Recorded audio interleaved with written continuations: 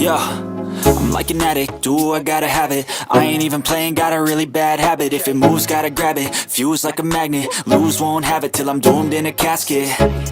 I ain't playing, got a weird mind. If you work 8 hours, I'ma work 9. If the shit tastes sour, you should taste mine. I'ma stay in power for a long time. Get up, nah, I ain't a quitter. Toss me the ball, I'm a really big hitter. Big picture, I'm a straight killer. Rising the song to the highest bidder. Got juice, got gas, I'ma move fast. New shoes, new tracks, like who's that? I'm new, come back, better than last. Yeah, it's a new me, never gonna look back. Never gonna look back. Cause damn, I was built to last. You move slow and I move fast, and that's facts. Only I can make a change. Slowly take a step today. I will never be the same, cause that's what it takes. What is going on, ladies and gentlemen? How's everybody doing tonight? You got questions, we got answers. Anya, good evening. 1796, what's up? Doc Zeno, what's going on? Dan, I got the Aber Falls poured in the glass here, Dan. Blazing, what's up? Karen, good evening. Hang on, I dropped something. All right, no damage done. Man, I missed y'all going live, but I had a lot of videos to get done. Still not quite done with all the videos, but we're getting almost caught up. Finally got that damn GME video out that I've been sitting on for, 10 days now. Punching Nuts, what's up?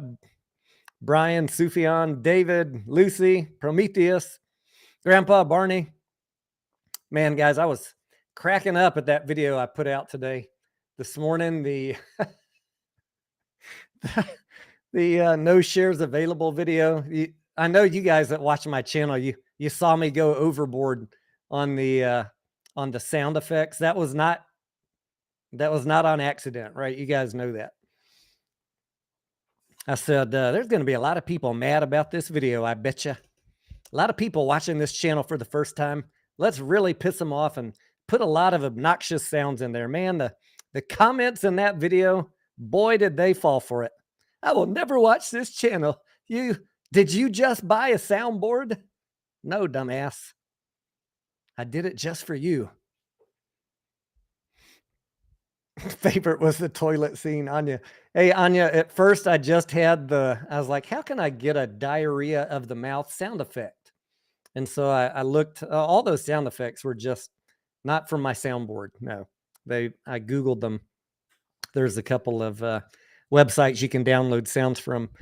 And so I found this like a wet fart sound effect. And I was like, if I just play that sound effect, they're going to think I did that. So let me flash a picture up there real quick so they know that was planned. I could see the comments like, did he just fart? What was it? I thought I heard a fart. I know. I hope some of y'all appreciated it. I mean, it's obnoxious to take the time to put all those sound effects in there. That's why I don't normally do them. But man, the comments were cracking me up today. Anyhow, I've got a little in the little bit of time I had in the last 90 minutes. I've been working all day, but I had time to run and buy some cigars, and I got a Schlotzsky's and I ate it.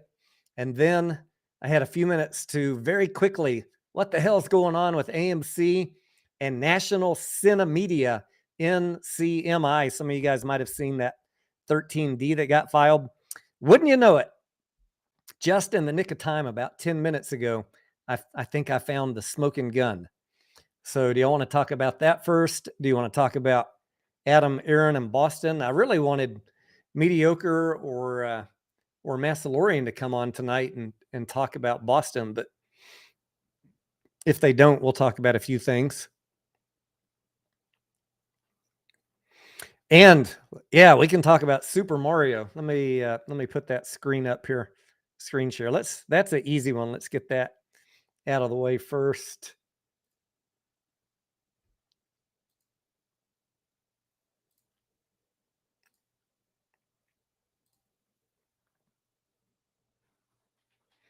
Okay, and let me refresh. Super Mario weekend.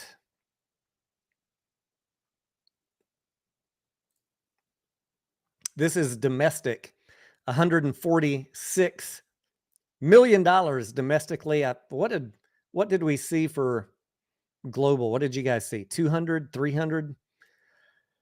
The other interesting thing is when we go look at that, let me go to the daily. I was doing some comparisons of how Super Mario looked. Let's see. How can I think I got to go over here to, oh, I'm on the wrong, to look at the other chart. I wanted to look at this, the comparisons. Let's compare Super Mario. If you guys didn't see my chart that I posted this weekend, Top Gun Maverick. I don't know if y'all can see that. This red line right here is showing that Super Mario, so far on the days that it has been open, is outperforming Top Gun Maverick domestically. Like, can you believe that a fucking cartoon is outperforming Top Gun Maverick? Like, I saw it on Thursday of last week, and I thought it was a okay movie. It was cute, but man, I way underestimated how much families are gonna go watch that movie this weekend. It was a holiday weekend, which helped, of course, and we're gonna have to see how that curve holds up over time. But already, this is exceeding expectations, and I might go see it again twice this weekend. I'm just so happy to see a cartoon movie setting records like that. What's up, Jeffrey? ¿Qué onda? Melinda, how you doing?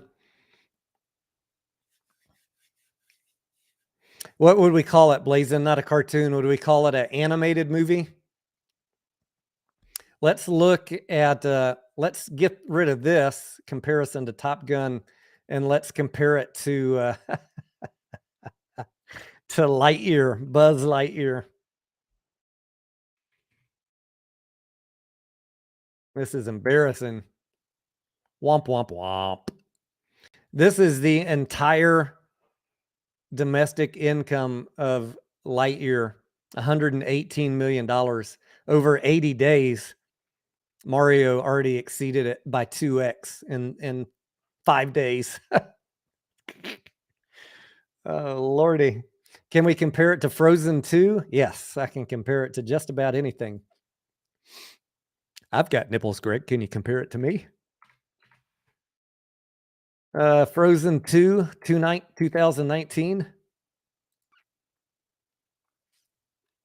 Beating. It is beating so far in the first 5 days.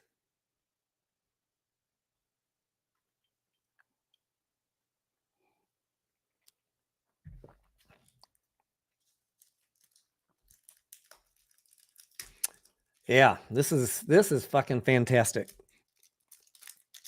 Not that, look, let's not go crazy.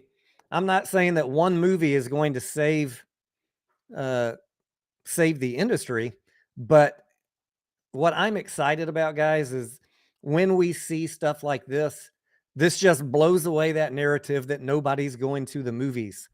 Make the right damn movies. Like I said a week ago or 2 weeks ago when I put out that state of the industry video, if the right movies are there, people are going to go watch them.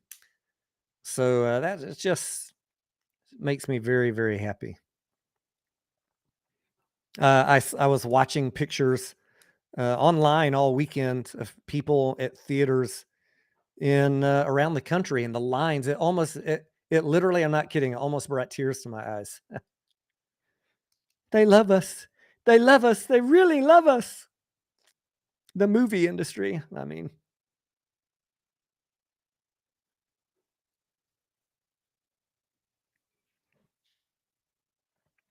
Let's see. All right, what's up with MCMI? Who has not seen Mario yet? Before I switch the screen, who has not seen Mario yet that is planning to go see it? And by the way, if you haven't gone to watch Air, not Air Jordan, not Nike Air, it's just called Air. Go see that. I saw that last week too. I saw Super Mario only because of timing.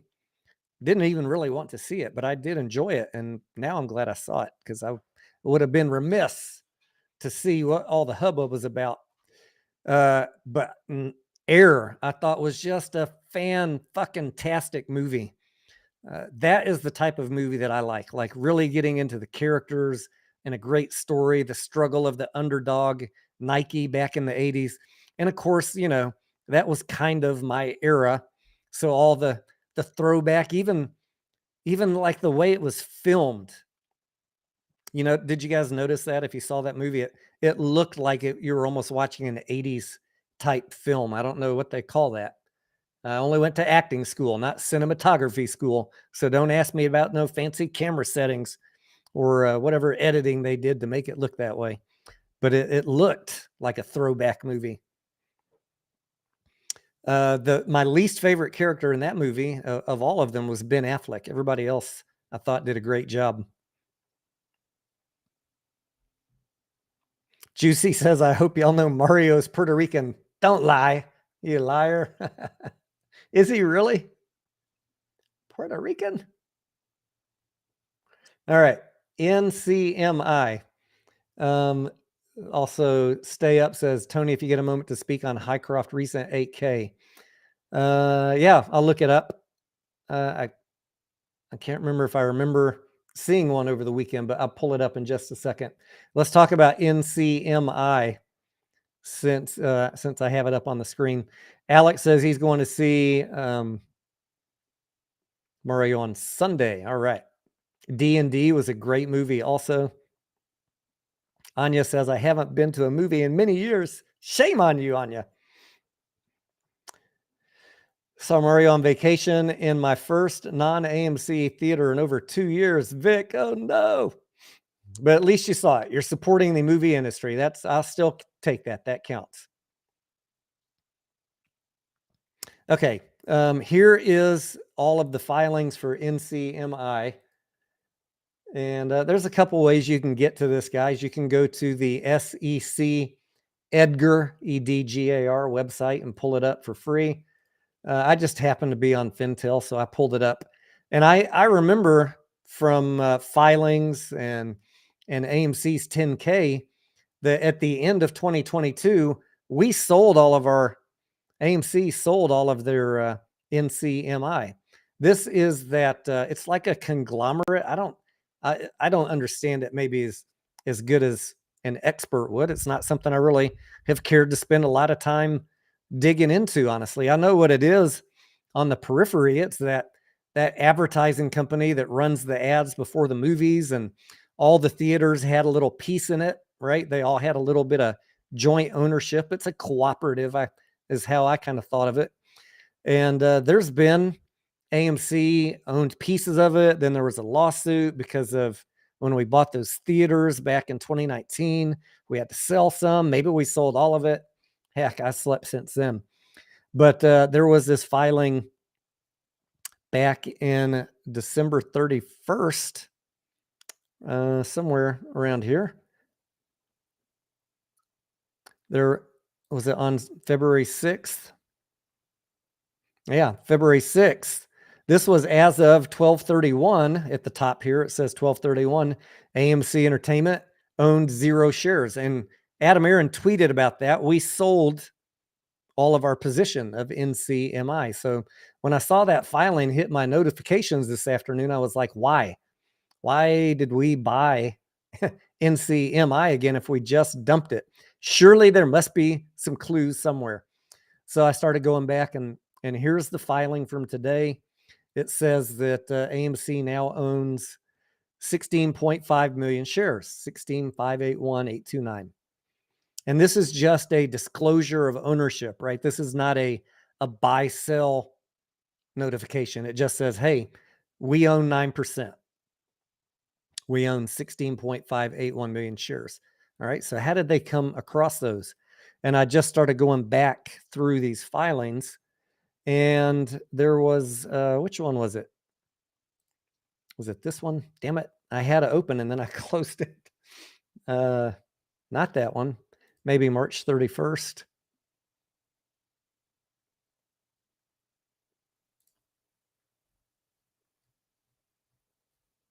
Yeah, here we go. So I was just quickly reading through this before we came on. NCMI, by the way, is under severe financial distress because, still the COVID hangover. A lot of people have not been buying ads, and they got a little over their skis on debt, I would guess. I haven't even looked at their financials. I just know from the headlines that and the price that they're flirting with bankruptcy. So, anyways, I'm not trying to go decode all of that. I just got to the part that I cared about. And what it says right here is that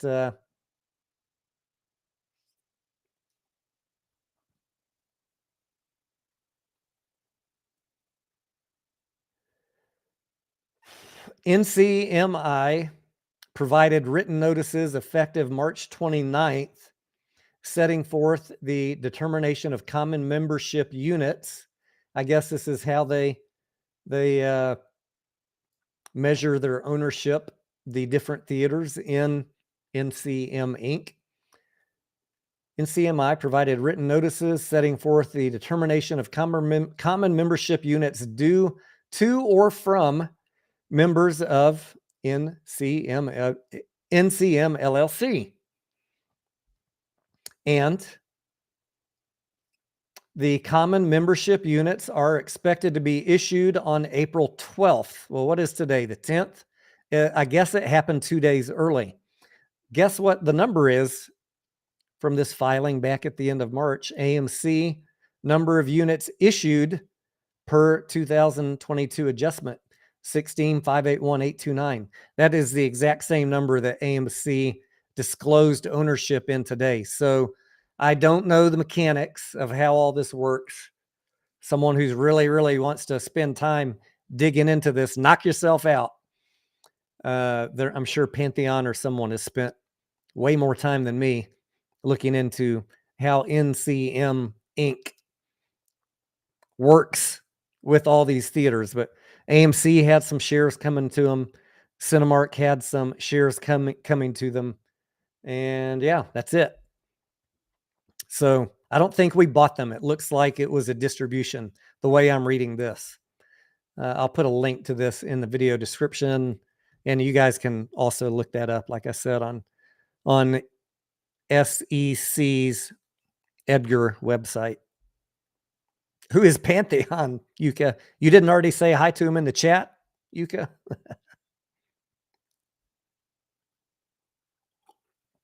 Yeah, Melinda, I've been seeing headlines that NCM is going to be filing bankruptcy.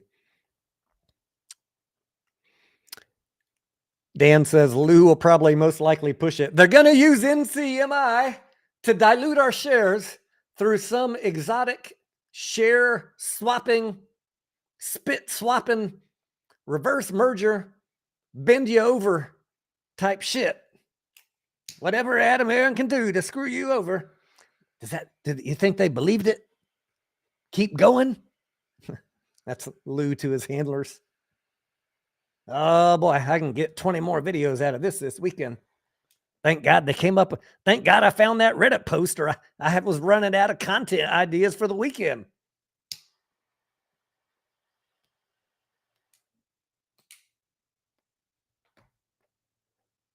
Oh, Lucifer. Steven says I'm talking with mediocre. I'm trying to hold off, Steven. I'm talking about Boston until you or mediocre can get in here. Let me, I'm going to go ahead and send him the invite just in case. Copy, paste. By the way, guys, speaking of live streams, Steven and I were talking about this weekend, Steven Sufyan and myself, a very interesting potential new idea for something we might do on the live streams.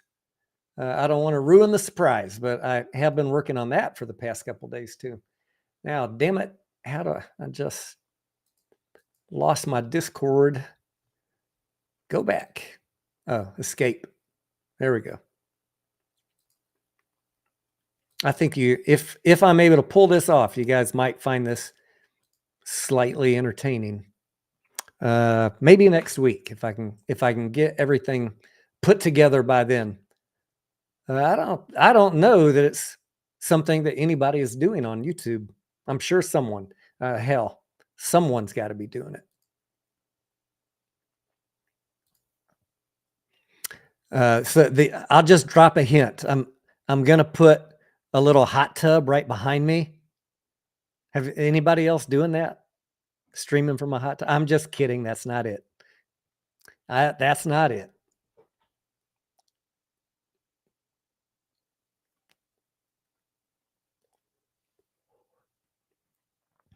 Vic says, how quickly the talk of Amazon buying AMC is over. That flash in the pan. And just like that, I will predict that the Cinemark thing will be yesterday's news by tomorrow.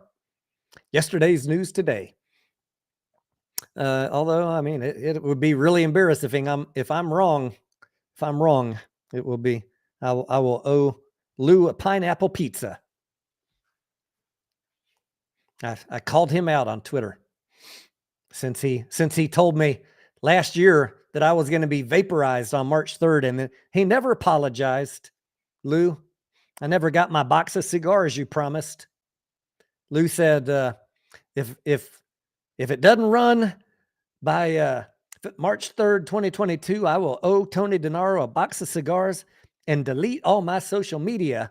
But he never did it. He never did it. So I'll never forget that, Lou. I'll never forget that. Yeah, that hurt. That hurt, man.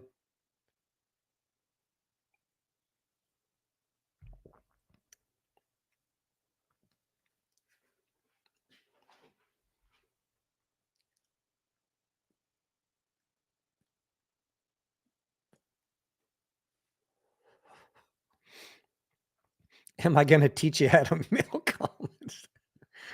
Oh man, nobody talking to me. They're Scarlett's like, what? I'm going to go to the store. Do you want me to buy milk? I was like, yes. What kind do you want? Do you want regular milk, lactose-free milk, almond milk? I'm like, hey, babe, there's no such thing as almond milk. You can call it almond juice. You can call it powdered almonds in water, but it's not damn milk.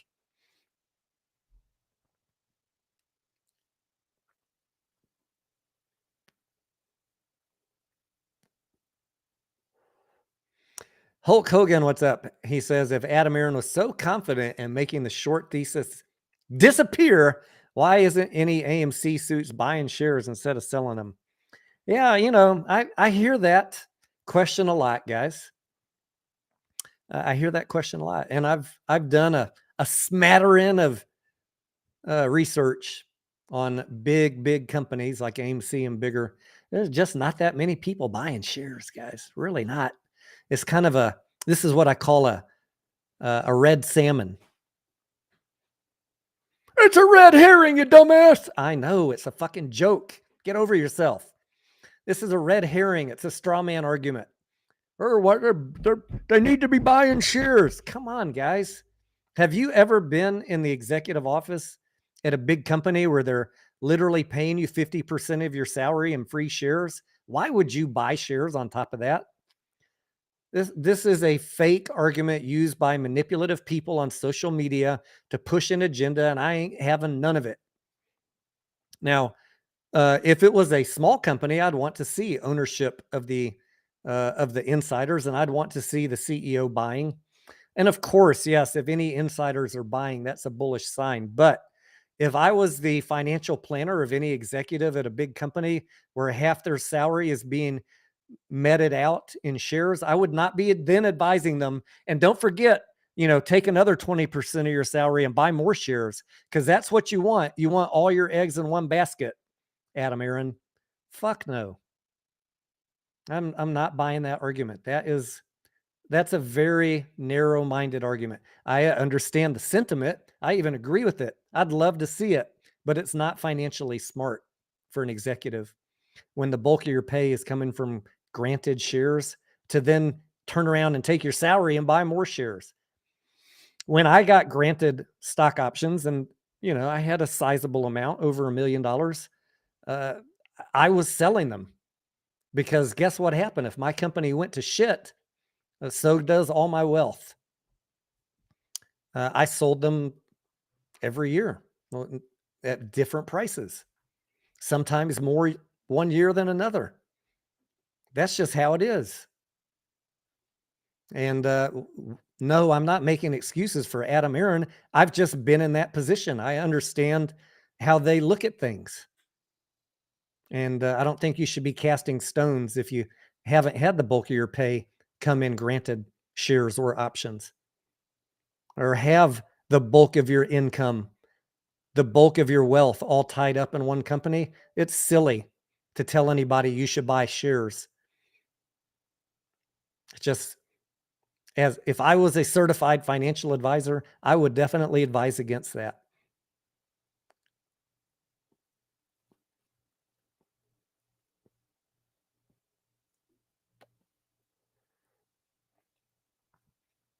I hope you can understand that, even if you don't like it.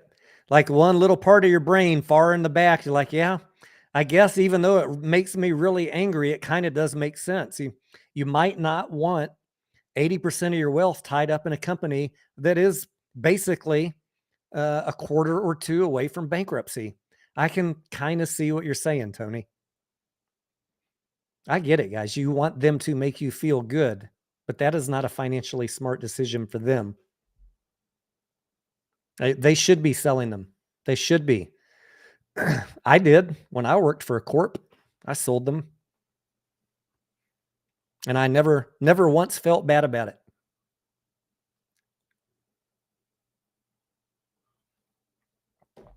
And if someone was cursing me out on social media, I still wouldn't feel bad about it. Where has Mass been, Roscoe? He was in Boston last night. I talked to him and Mediocre Trader. I messaged both of them to try and get them to come on tonight, but they told me that Mediocre has just kind of been, I guess, maybe the boys got worn out last night in Boston, late night watching movies, interviewing Adam Aaron. They did get a lot of questions answered, and if they don't come on and spill the beans, I'll go over a few talking points with you, because I don't want to leave y'all in the lurch waiting for these juicy tidbits. Or Steven, if you want to come on and talk about it, I sent you a link too.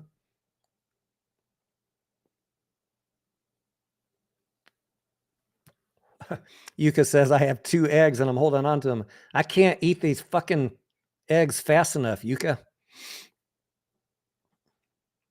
I probably have to start. Maybe I need to go around to the neighbors and give some away. I got like 5 dozen eggs in the fridge.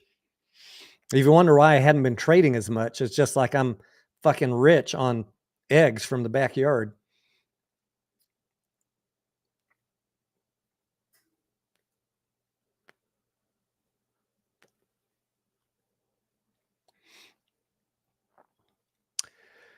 Someone said Bitcoin's over 30,000 now. Let me take a look here. Let's take a looky-see.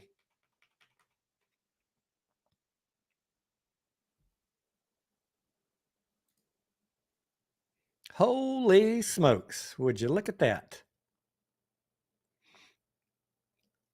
BTC 30,278. Ethereum 1930. I better get busy and start buying some shit. Don't buy, Tony. You're going to ruin it for all of us.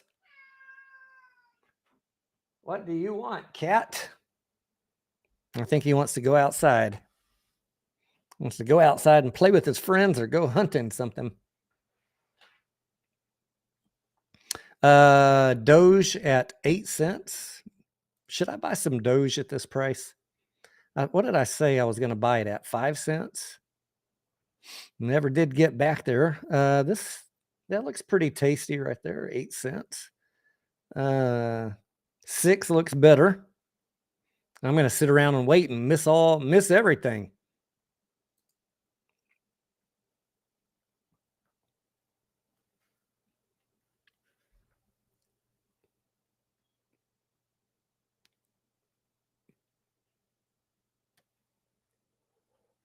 Owning the float, what's up, brother?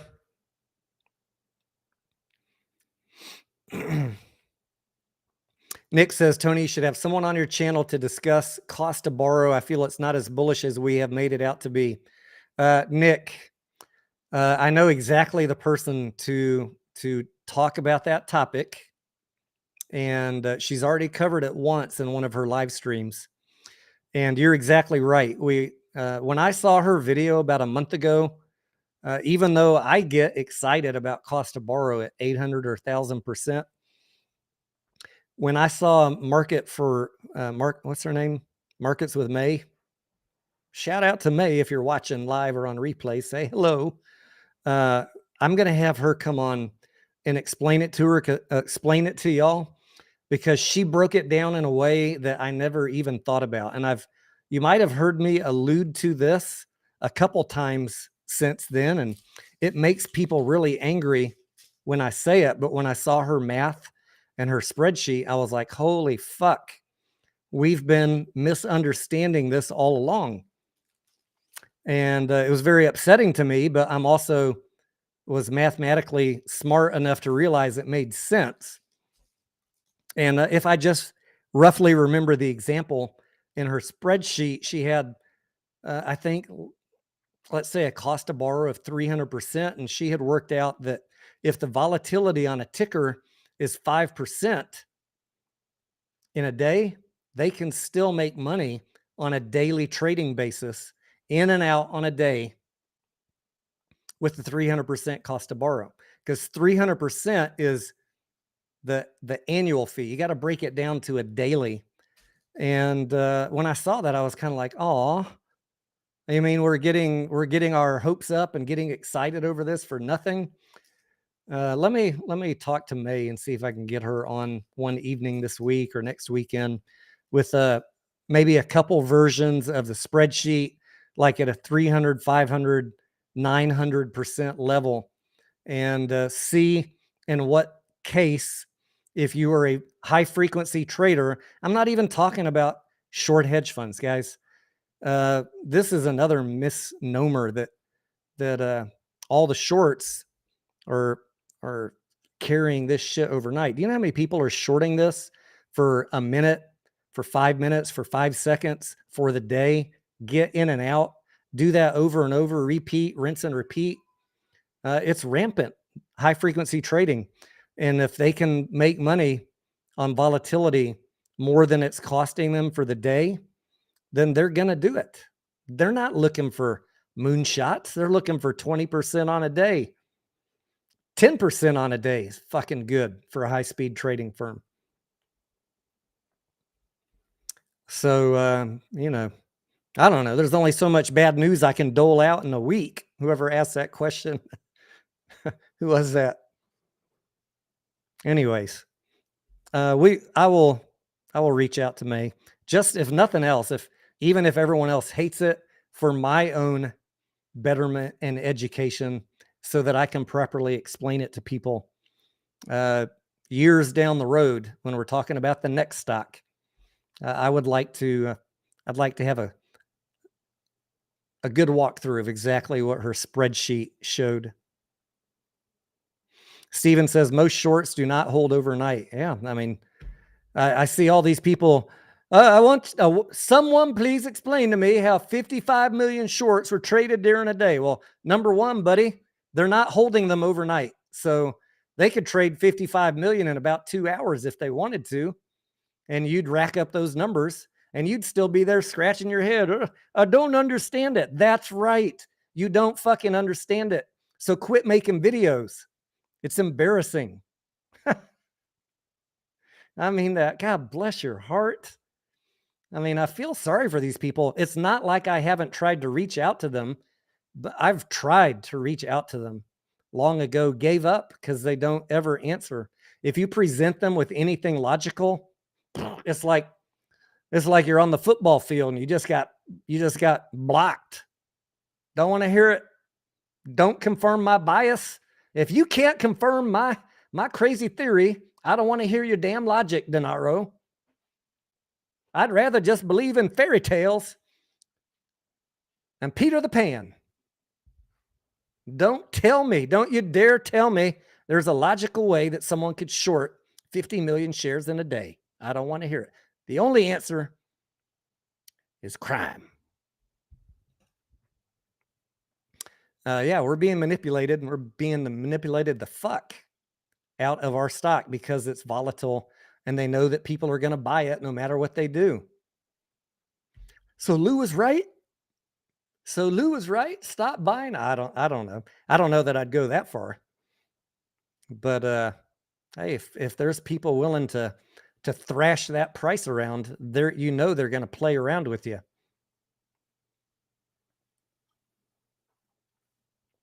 Hulk Hogan says, please explain how paying off the debt will not put them back in debt the following quarter. I don't know if this is your first time here, friend, but I'm not advocating paying off all the debt. So take that to another channel. I've said many, many times that the very first thing I want to hear Adam say is our first goal is to improve the balance sheet by putting $2 billion of cash in the bank, and we're not going to touch it. We're not going to pay Nicole Kidman. We're not going to buy any gold mine that's not actively mining and is farming out its little coins to a subcontractor because they don't have any gold or silver. I don't want to hear you spending my money on anything, Adam Aaron, except to get yourself and the company into 2024, where we got a shot of a profitable quarter. So I feel comfortable with about $2 billion, right? You guys have seen the cash burn. I know if it's your first time here, you might not have ever opened a financial statement because I see the videos. Please explain to me where all the money went. Oh, motherfuckers. Not you guys. Motherfuckers that are saying on video, please explain to me. Maybe you should have one time in the last 2 years opened a financial statement and looked at that thing called the income statement. It shows exactly where every dollar went. And we've been burning cash, friends. 225 a quarter. You know how much that is a year? It's about $1 billion. So you wonder where that 1.8 billion went. It went right there. Keeping theaters open while we wait for the things to recover. Anyways, get 2 billion in the bank. Anything above 2 billion, I might allow it. I might consider paying off some of the debt. But the end of the day, it's about balance sheet improvement. Either one, improve the balance sheet, but right now liquidity is more important. Cash in the bank is more important than paying off the debt. Either one gets us there to balance sheet improvement. All of them are valid, but liquidity. Don't tell me to go buy back shares. That's wasting money. No dividends, no paying Nicole Kidman, no more gold mines. Just give us breathing room, Adam, to coast into 2024. Stack those fat stacks up. MC, thank you, brother.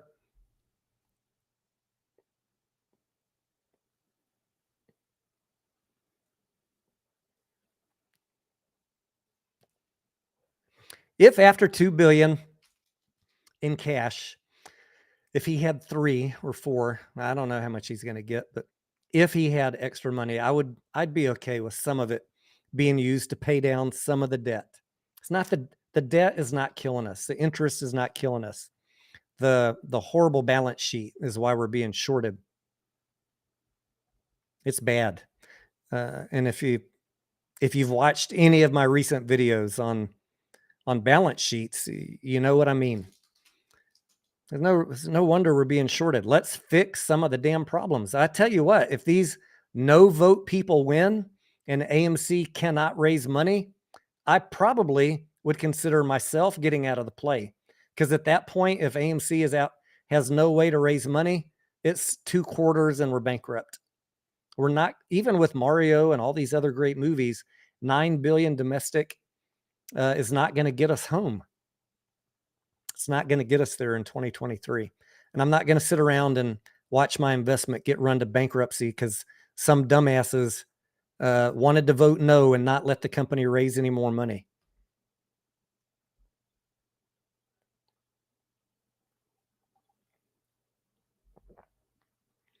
Irish man bought some mullen at 10 cents. I'm so pissed off, Irish man, that morning mullen ran, holy moly, mullen ran I have some at 10 cents. I doubled my previous purchase.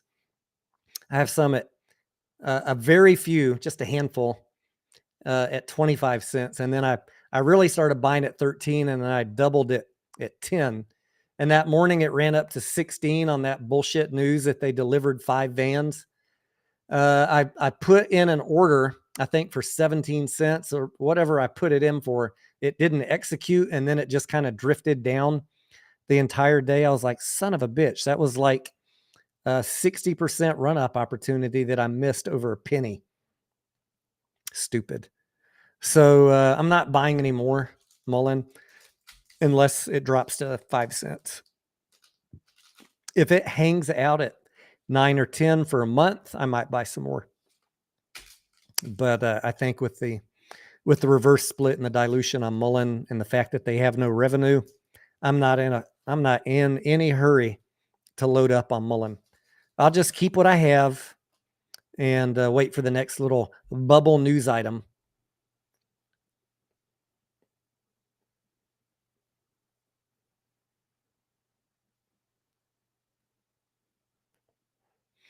I don't know what the question was on Highcroft, but someone asked me to look at the filing. Highcroft is a long-term play. Please go watch my latest video on Highcroft to get up to speed if you haven't. It's like a 2025 play, so you got plenty of time to wait and buy Highcroft cheap, unless the economy collapses and gold goes to the moon, and then we can sell into that run up. Highcroft SEC filings. All right. 8K on 4.6. Is this the one that we're looking at?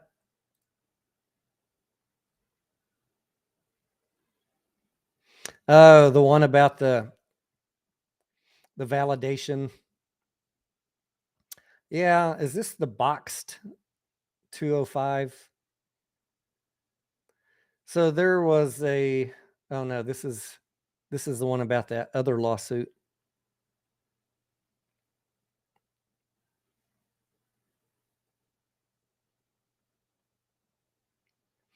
There was a case involving Boxed, BOXD, and the way that they did some of their shares. I haven't studied it. Look, there's only so many things I can become an expert on in any given week. I know the gist of it. And what I can tell you is because of that decision from the Delaware Chancery Court, a lot of corporations they submit, I don't even know what it's called. They submit a letter to the court saying, hey, can you validate what we did so that we don't get sued at some later point? It says here, a recent decision of the Court of Chancery has created uncertainty regarding the validity of the charter amendments. I think that is, there's a lot of companies filing these letters with the court asking for them to validate what they did. That way they don't get sued later. Maybe I could read for 15 minutes instead of just reading a headline and explain it a little better, but hopefully you get the drift of what I'm talking about. Highcroft is not the only one filing these sort of things. There's many, many, many, many companies in the same boat. Doesn't mean that anything was done wrong. It's just a standard practice. If the court makes a decision on something and you might have been affected by a similar situation, you file a letter with the court and ask for them to give you a blessing. If any of you attorneys out there, because I'm not an attorney, any of y'all can explain it better, feel free to drop in the chat. Where'd I put my damn lighter? Wait. Well, shit. Here it is. Everything's so dark in here.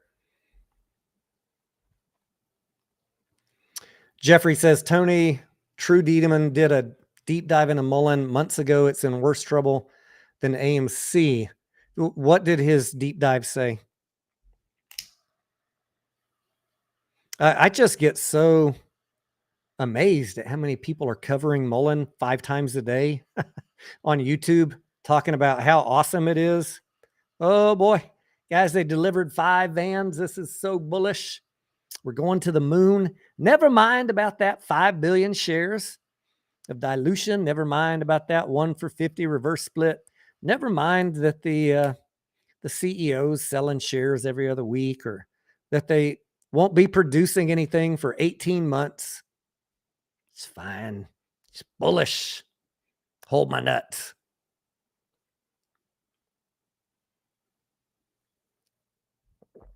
Hulk says the Hycroft deal is helping Mudrick, in my opinion. That could be right. Hulk Hogan could be right.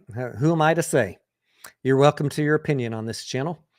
As far as when I'm going to cast judgment on Adam Aaron and Hycroft is if the mine goes bankrupt, which it could, I will cast judgment. If it doesn't go bankrupt and they finish the, I'm not saying they are, I'm just saying, like, in the world of possibilities, that's one, right? They got to finish their exploration plan this year and then tell us what the plan is for the new milling operation and how much that's going to cost. Then get that equipment and build that new milling operation. So I'm thinking 2025 is our first real shot of seeing if it was a smart investment. And Adam has said on investor calls that it's a long-term, like 5 to 7 year investment for him. So I know he's thinking the exact same thing that I've been telling y'all for a year, that this is not a short-term investment. You're not going to get rich quick in Hycroft. You can be patient, buy on the dips. And some of y'all have been following that right along with me. I have a few shares, but I've been buying them cheap as fuck. And I have been selling them on run-ups. These little fake retail FOMO pops, sell them, make a profit, wait a week and rebuy more. It's ridiculous how many people are pumping these coins. They have literally no inventory, guys. They have no silver. They have no gold. And you guys out there in YouTube and Twitter land think that Hycroft is selling you their silver and gold. No, friends. No.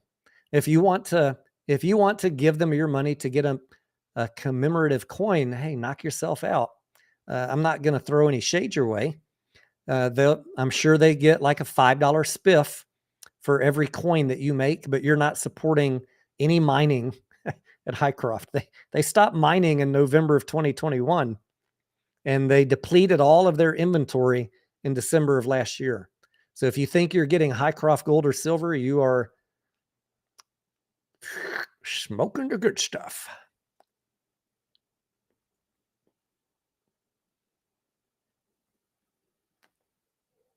Anya says Hycroft went up the day after I talked about it.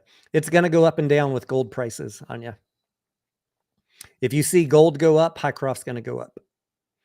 And one thing that I promised myself, I don't know if I promised y'all yet, live on camera, but I reached out a few days ago to a very good data website on all the different mining companies.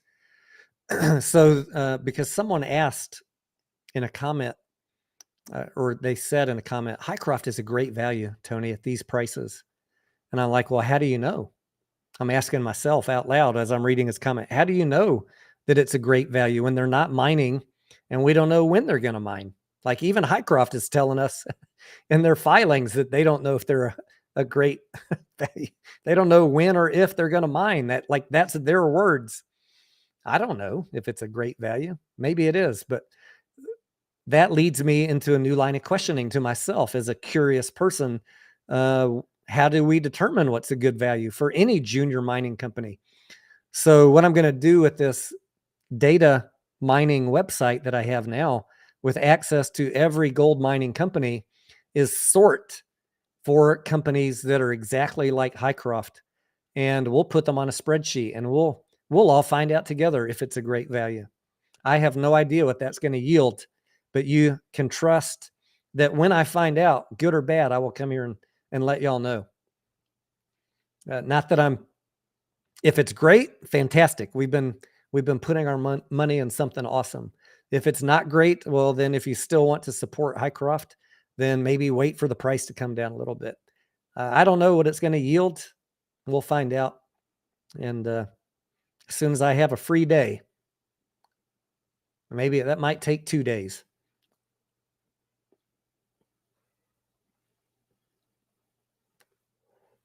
Scott, you did miss the NCMI. So there was a NCMI did a distribution. There was a filing on March 31st from NCMI, and they distributed units to AMC. I also put it on Twitter, or you can just go look up the NCMI filing from March 31st. They had anticipated the distribution was going to be on April 12th, but I guess it came in early.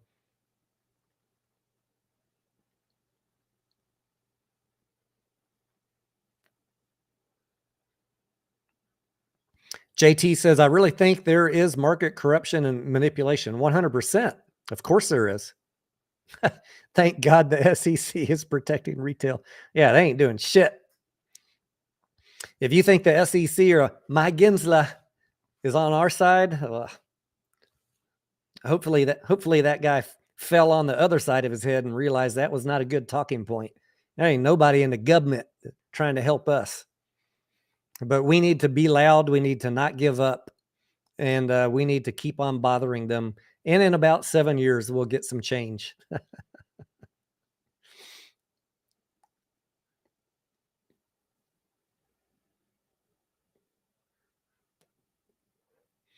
Who made money on JFBR 1796? I was watching that this morning. I was like, do I want to trade this morning? What time? I think I got up at 5:30. It was already running. And what did it end up doing? I saw it right after the market opened start coming back down. I already told my Discord last night my thoughts on JFBR. So I already kind of knew what I was going to do this morning with that, which was a big fat nothing. I said, if you're going to play JFBR, get in early and get the fuck out. JFBR. What did it end up doing?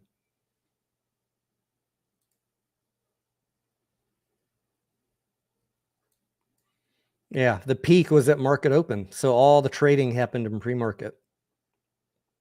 And I was talking to people in the Discord for a few hours before the market opened. Some were in it, some were not, some were watching it. But as soon as the market opened, I came in here and started sitting down to work on some videos. So I when I saw it tank at market open, I was like, nah, I'll pass. It was pumped by what we affectionately call our good friend Charlie the Tout. That's not a bad word, tout. But it's a pump service. You got to get in early and get the fuck out, because even Charlie told you that there's no reason for this to run up other than hype. That should be your warning signal. At least he's honest, like all these other goons in Boston and New York that pump these stocks. They tell you it's going to the moon. Charlie is at least honest enough to tell you, well, there's really nothing good about this company, but I like it, and let's see what we can run it up to.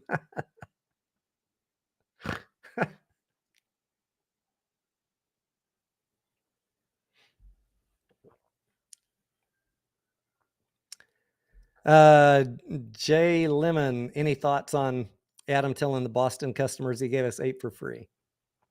Well, you know, I don't think we got it for free. And it wasn't a dividend either. This is not a secret on this channel. It came, I watched just like you guys did. I watched the price of AMC go down. Now, yes, if a dividend is handed out, if it was a $1 dividend, you'd see the price of the stock go down $1. You guys know that, right? If you own a company and a dividend payout happens, the price of the stock will adjust that morning. And so it's not unusual for the price of AMC to drop if APE were a dividend. That's just how dividends work. I know a lot of people are saying, I'm mad that my AMC went down and I got that damn APE dividend. Guys, if you got a if AMC was trading at $40 and you got a $20 dividend, AMC would drop to $20. That is just facts about how dividends work. That's an extreme example, but that is true. So not surprising that AMC went down when APE got distributed out, but I don't call it a dividend. I call it a stock split.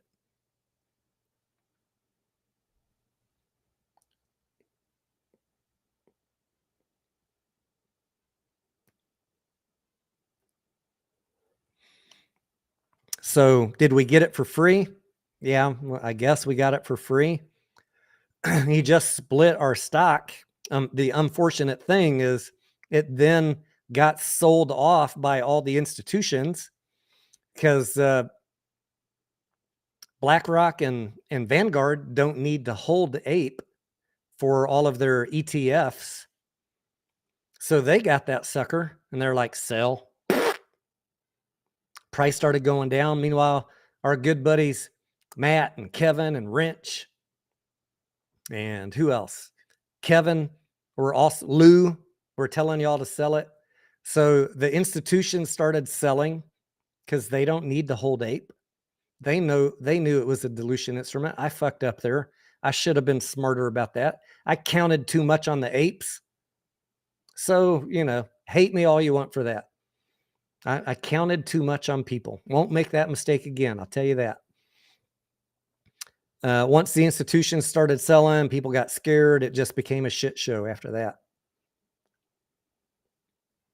Had nothing to do with FTDs, shorting. No, that was people selling. Started by the big institutions and then just snowballed downhill from there. Rally Rito, yeah, Rally Rito on JFBR. You saw that one, huh, Juicy?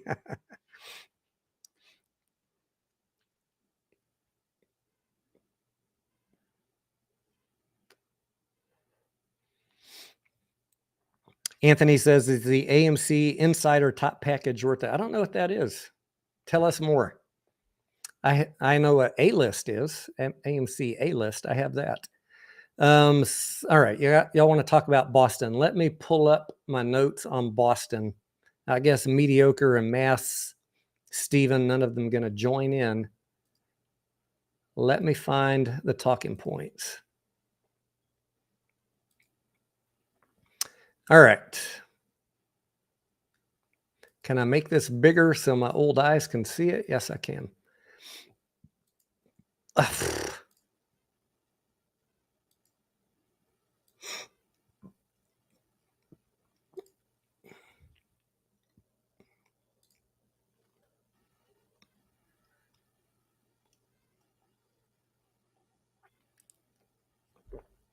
Arthur says the word dividend was used to us think we got something for nothing. I think that could be a fair assessment. I don't like that he said APE will count as a share count. I never liked that wording. And he also said it will. You guys have been asking for a dividend. Well, here you go. I think, look, he wanted to get some people off his back, all the people bugging him about a dividend and a share count. And so he probably said some things that he shouldn't have said. But at the end of the day, whether or not what they did was legal, we'll find out from the court here soon enough. And we're going to talk about the court case in just a second when I go over these Boston talking points. But at the end of the day, I'm pretty sure that the executive suite up there in Kansas and Leawood is worried about running out of cash. And I get it because I've looked at the financials until I'm sick in the stomach every quarter for a year and a half now. And it was fine in 2021 to say no to the dilution. They could have used the money then to beef up the balance sheet even more, but I was not a fan of it back then because, hey, you had 1.8 billion and I did not want to increase the share count. And I was hoping for another squeeze in 2021, but then shit happened. The Fed, the economy, interest rates. And here we are in 2023 with 600 million in cash left. Times have changed, friends. And we're like one or two quarters from the lenders calling our bluff, the bondholders of AMC saying, you're not going to make it, bro, to 2024. We own your ass now. I was talking with some folks on a Discord call 2 hours ago, saying I don't think that there has really dawned on people how close we are to being foreclosed on right now by these lenders. They're giving us all waivers on these. You know, we're in default on all our debt covenants, right? And they're giving us waivers, us AMC, to get back to profitability. But they could just say the gig's up if they wanted. And one way to get out of that situation is to get some cash in the bank, for one thing. So if you're wondering why the executives are highly motivated to raise some cash, and I don't mean for 60 cents a share, it's because of those damn debt covenants. And to get that monkey off their back, to not have to go to work every day wondering if a bondholder is going to call you up and say, yeah, we're not renewing that waiver. We're taking the company. File Chapter 11. Get your lawyers in here. That is a very real risk. Like, you guys might not be aware of that because of all the saber rattling going on in Twitter and YouTube land, but that is a very real reality. So if you're wondering why I'm advocating to raise money, it's because I'm not ignoring the reality. I'm excited about the future, but the reality is happening right now, and we're not in 2024 yet. So let's live in 2023 and fix the problem we have today. Worry about what happens in 2024 when we get there.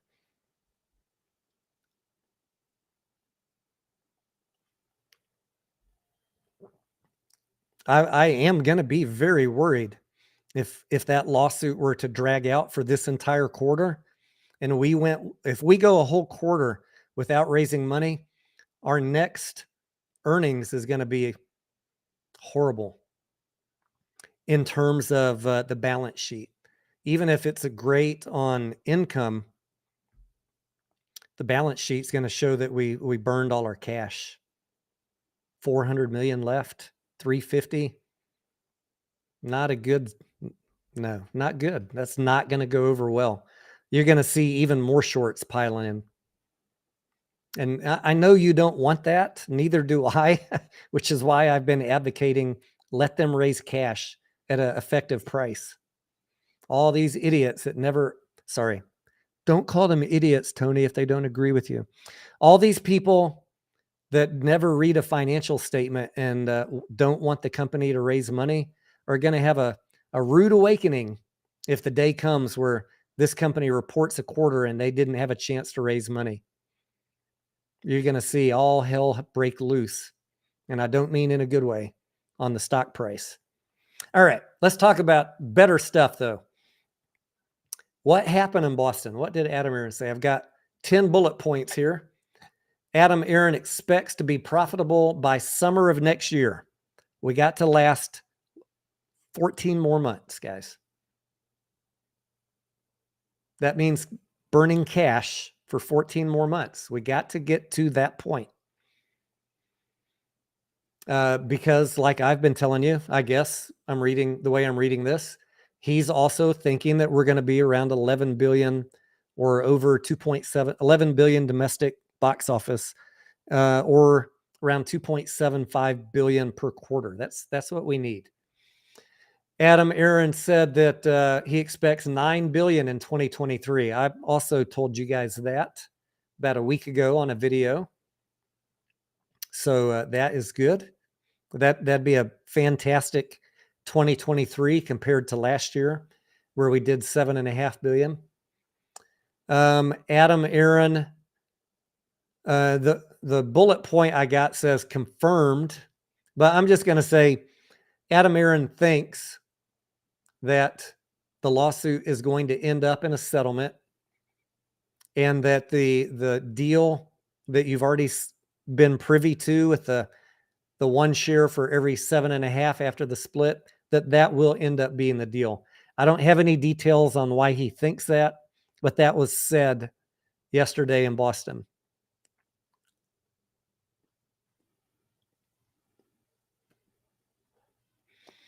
He said, well, this is gonna piss people off. Adam said that investors shouldn't worry about market reform and instead worry about making the company profitable, and that will drive the price up. I do agree with the second part, getting people not to worry about market reform. I don't know about that, Adam. We want market reform, but I also understand what you mean, that getting the company profitable and fixing the balance sheet will help the price go up and will help drive shorts out of the play. But Tony, Amazon doesn't have debt. Why are they still being shorted? Go watch my GameStop video. If you're wondering why GameStop's still being shorted, just drop that baby this evening. Adam Aaron said that partnerships with Amazon or other streaming services are underway, as evidenced by the movie Air and Glass Onion. I think you guys have seen some evidence of that.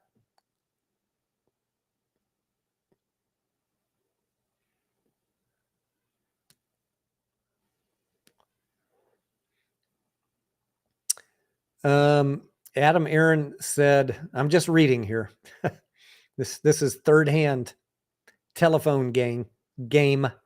Adam Aaron said AMC will come into a lot of money soon. Well, what does that mean, Adam? You mean with the dilution?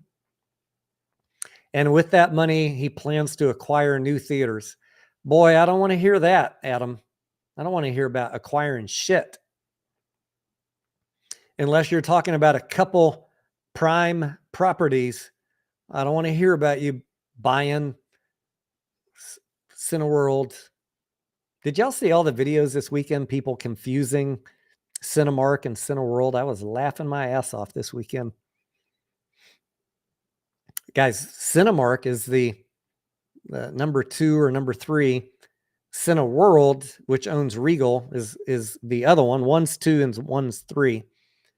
They're not the same company. Cinemark and Cineworld/Regal are 2 different companies. So Cineworld Regal is the one that is going bankrupt. Cinemark is doing just fine. So all this talk about we're going to buy Cinemark, yeah, I don't think so. Cineworld, maybe we'll pick up some of their theaters. Do not tell me, Adam, you're going to go buy all of their theaters and take on all those lease obligations unless you have a way to jettison immediately all the unperforming ones. If they immediately come on board and they're making money, I'd be okay with it. But if we got to go in the hole and spend a bunch of money on goodwill, stuff that just goes on the balance sheet and doesn't mean shit, no. Number 7, Adam Aaron confirmed he will be CEO for 3 to 7 more years. Now that's an interesting one. And I don't know if that's true or not. He also told us Ape was not going to convert for a bunch of years, and look what we got. But that was said last night in Boston. I know the emotional channels are telling you he's just wants to bankrupt the company by the end of this year so he can retire, take all of our money. Well, last night apparently in Boston, he said he's not going anywhere. I think at least he wants to hang around till the company gets profitable. The higher he can drive the price, the nicer his retirement will be, because he is incentivized with bonus shares. So of course he wants the price higher. Number 8, Super Mario broke many records. And on top of that, we have Little Mermaid, Transformers, Fast X, Guardians 3, etc. And AMC has increased their projections for Q2. Well, that is good to hear. I was just giddy with excitement this weekend watching Super Mario and dreaming that some of these other movies could do that good.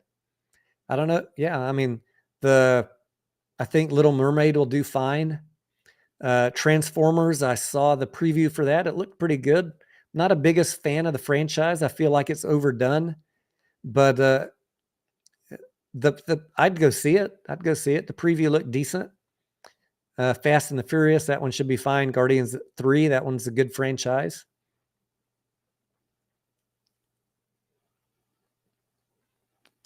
TD Ameritrade reporting the wrong market cap.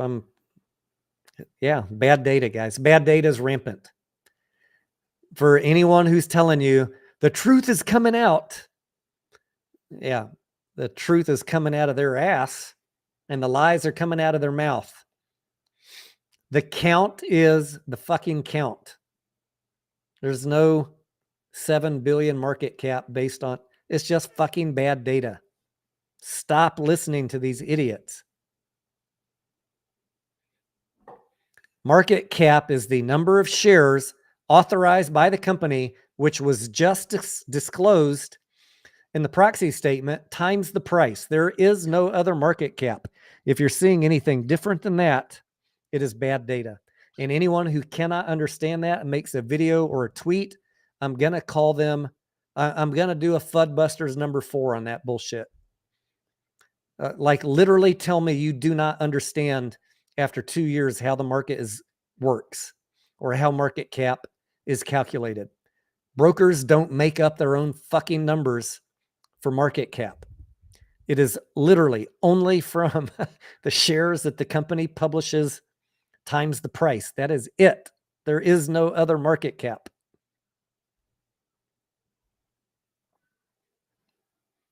Diarrhea of the mouth. Let's see. Number 9. We believe there should be a price run. This was not Adam Aaron. This was some people that were in Boston. We should see a price run in AMC before the end of Q2. I think that this Q2 is going to be phenomenal for AMC. So I would agree with that. I'm just reading the bullet points here. There will be other opportunities to make money, but most likely not until Q1 of next year. Yeah, we're not as certain as we're looking at the movies for the remaining half of this year that Q3 and Q4 are going to be stupendous. So when you hear me say we're not going to make a profit this year, Q2 is where the money's at this year, April, May, June. And not saying that Q3 and Q4 are going to be bad, but we don't expect that they're going to be at the level of Q2. Just looking at the movie lineup. Julie, thank you, Julie. God bless you. And number 10 out of 10, Adam Aaron refused to comment about a cash dividend or debt covenants or the balance sheet or the lawsuit. And he refused to be videotaped during the Q&A because of the lawsuit. I could see the lawyers telling him, don't let them videotape you. We got a lawsuit going on. What the heck was going on with Genius Group today? They issued a retraction notice, 8K. Our CEO, Jeremy Frommer, said something on March 29th that he was not authorized to say, and we formally retract it. The jury will disregard the witness's comment. What the hell did Jeremy Frommer say on March 29th?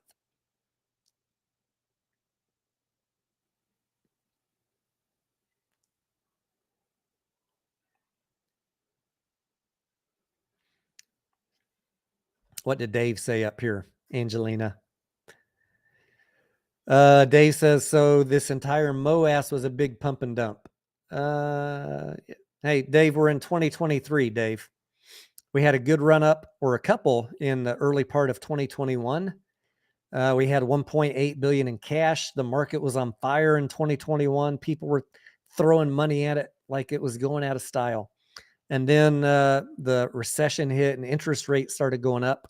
And the equities market, the stock market, heard a big sucking sound as interest rates went up. That's just how markets function. So we're missing a lot of the equation that we need right now, which is big institutional money helping push us up. So that would be one thing nice to get the economy fixed, because it's tough for us retail to do it on our own. I'll tell you that. We're not the buying power in this market. Institutions are. Steven's here, I see. Thank you. Let me finish what I'm saying here, Steven, then we'll get you. You're in the stream now, though. I like the little Mario. Institutions are the big money that drive shit, and they drive it up and they drive it down, and they're just not playing ball in a high interest rate environment. That's just how the stock market works. Rates go up, stock market goes down. And if you don't understand that, go read about how interest rates affect equities. The best thing that AMC can do is, since we've burned through most of our cash now, and we are becoming more of a target for shorts, the lower we get on cash, the best thing they can do is raise cash and fix the balance sheet, because we're going downhill on the balance sheet as we're getting just to the point of being able to be profitable at the beginning of next year. We don't want to run out of cash before we get across the finish line. That would not be good. As far as another short squeeze, you've seen the short interest, you've seen the astronomical cost to borrow. Anything could happen when the setup is like it is right now. Were there to be some good news, be it company news or market news? What happens after the lawsuit is done with and we get into dilution? I'm not worried about the reverse split. As you guys, if anyone's first time here, we've been talking about this for a while. Reverse splits are not the problem. It's just that's the same math equation written out a different way. But the dilution could have some negative price pressure in the short term. And for anyone who, if it goes down, anyone who buys after it goes down and then holds until the company is profitable, I think you should be okay. So that's why I've said, like right now in all this flux, I'm not doing anything. I already have my risk. I don't need to be adding to it, trying to figure out which one's running today. I'm keeping any cash that I would be playing with on AMC right now. I'm going to wait and see what happens after the lawsuit is resolved and after he files any dilution announcement. If it goes down, I'll think about buying some after that. That's what I'm doing. Y'all do whatever you want. I don't give advice. I'm happy to talk about what I'm doing.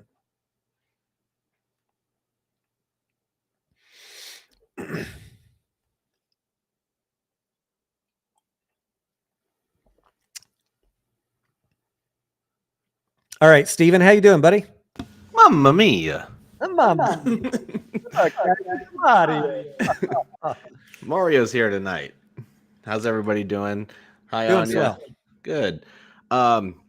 Tony, going back to the Mario thing, I just had a bunch of information. If I wanted to add to some of your Mario talk earlier, share away, if you my want friend. me to go away, you want me to go for it? Yeah. Okay, so there's actually a lot more that you didn't mention, but I'm here to compliment that. So there are several records and what I believe to be the price run for today, that whatever it was, I think it was solely due to Mario. And the reason I want to talk about that too. there was 5 records that this movie broke, and I want to go through each one. So first of all, it's the biggest opening of 2023, surpassing Ant-Man. That was the first one at 143 million. Then the second one is it had the biggest Wednesday to Sunday opening of all time. Incredible. And I mean, to be fair, not a lot of movies release in that little time zone, but it's still good.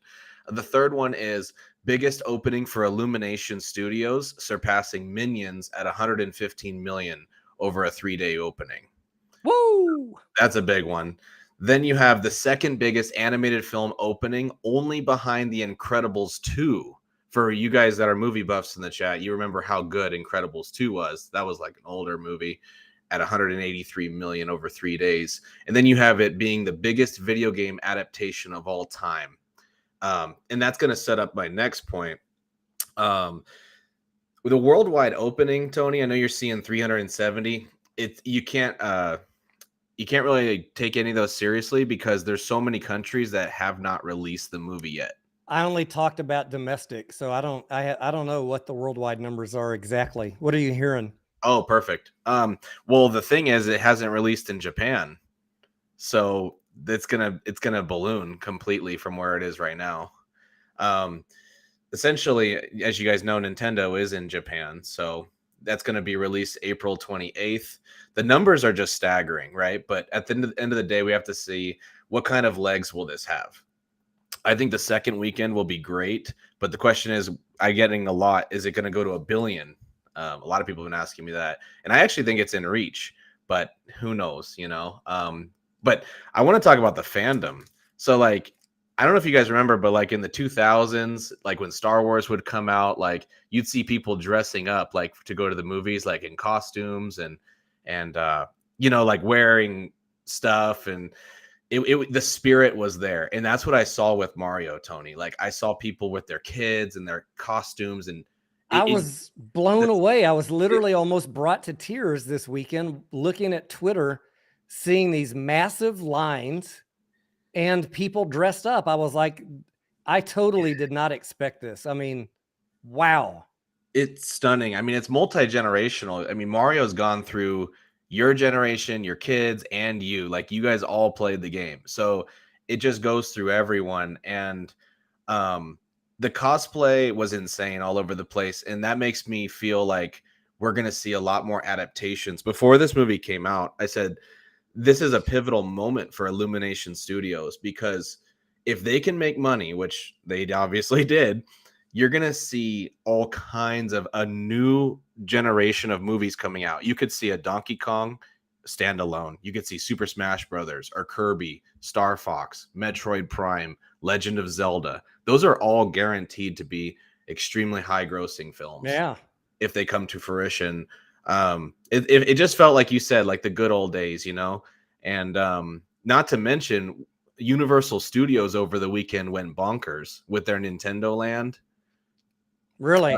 Yeah, so they have a Mario Kart ride there, and Okay. they have like a Mario Kart Land and all that stuff. So it's kind of strange because it's like the first time in a long time that Universal Studios gave Disney a run for their money.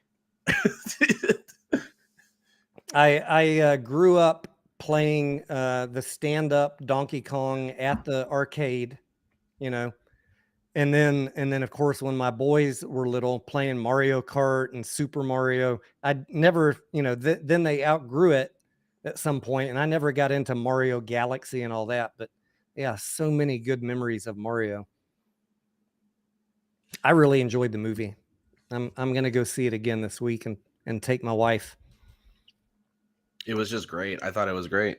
So let's talk about what you started out the conversation with, because I saw a couple tweets and people saying, "Oh, there's no way that this run up today in AMC was because of the good news about Mario." I'm like, what kind of crack are y'all smoking? Bless your hearts. I mean that in the nicest way. AMC up 7%, Cinemark up 7%, IMAX up 5.5%, 6%. Of course it was from Mario. Yep. No, Tony, they're trying to hide the shorts. In fact, the shorts went and bought up a bunch of tickets and didn't show up just to have an excuse to cover and make you think that you know they didn't want to see, they didn't want you to know they were covering. That is wild. Come on, guys. Let's. Um, How much far into the weeds do we need to get on this shit? one of the Good main, news. Good news drives stocks. Yeah, I mean, Tony, I don't know if you know, but the budget was only 100 million. With the total cost, marketing was about 150. So break even was 250 million. The movie went into the immediate green at 76 million. And that was like updated a couple days ago. That's not even the raw number. Yeah, that'll give them the gonads to go make a couple more movies in that family, don't you think? Yep. That's a cash cow right there. It was such a well done movie. The animation, the music, the pacing. Yep, very well done. And like I said, if they are just so inclined to make any of the other IPs, I mean, Nintendo for so many years has been guarding their IPs, but if they can get like Zelda out, Tony, oh my goodness, Doc Zeno says it was the ancient aliens buying the tickets to cover the shorts closing.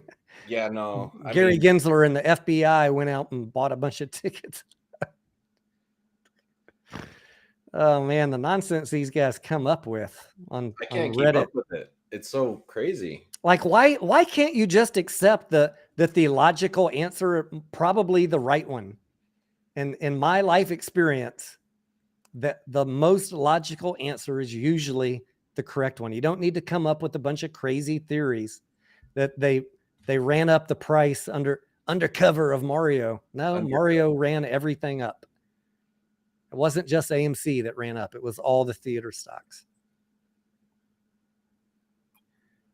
What I was pissed about this morning, you know what? You want to hear what got me out of bed angry this morning, Steven? What's going on? Cinemark got a write-up this morning.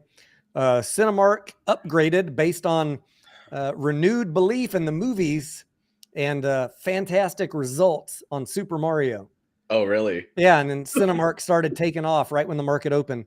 And then I flipped over to AMC and I read the headline. It said, AMC, a troubled stock because the Q1 was not as good as Q1 2019.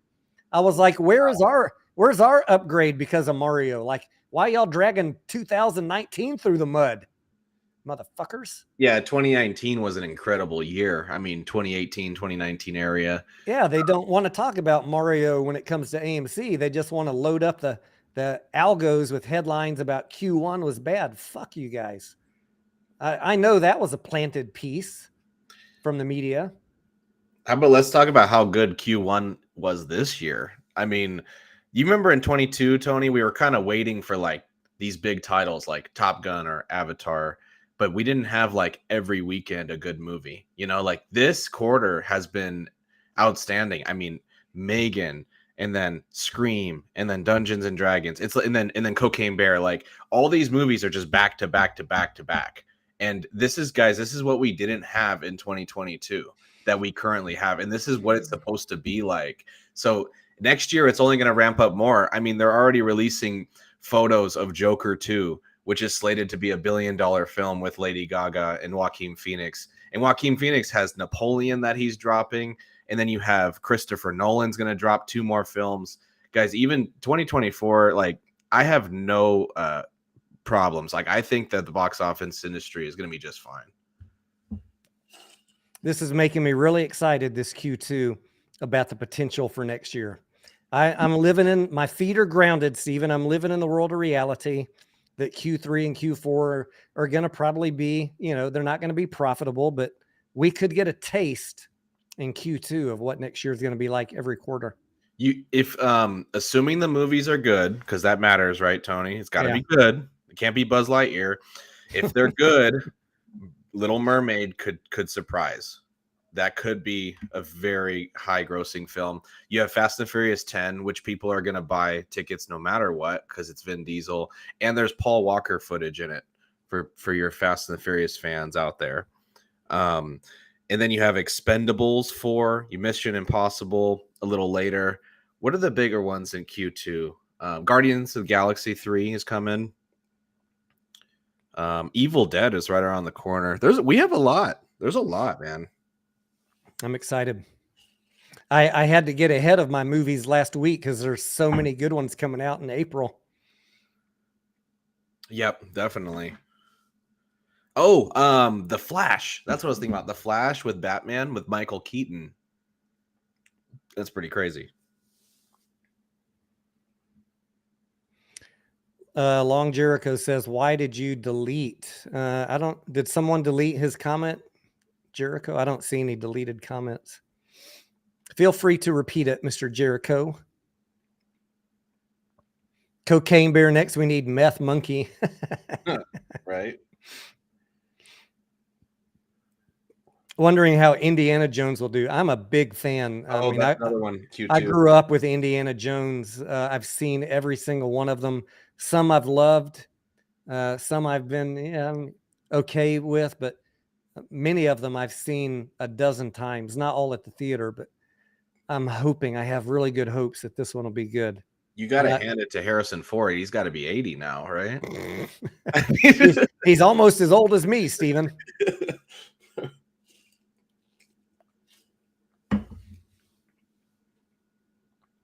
Yeah, there is a bot monitoring the chat, Jericho. So if you said a bad word, just don't put a bad word. The bot is kind of touchy.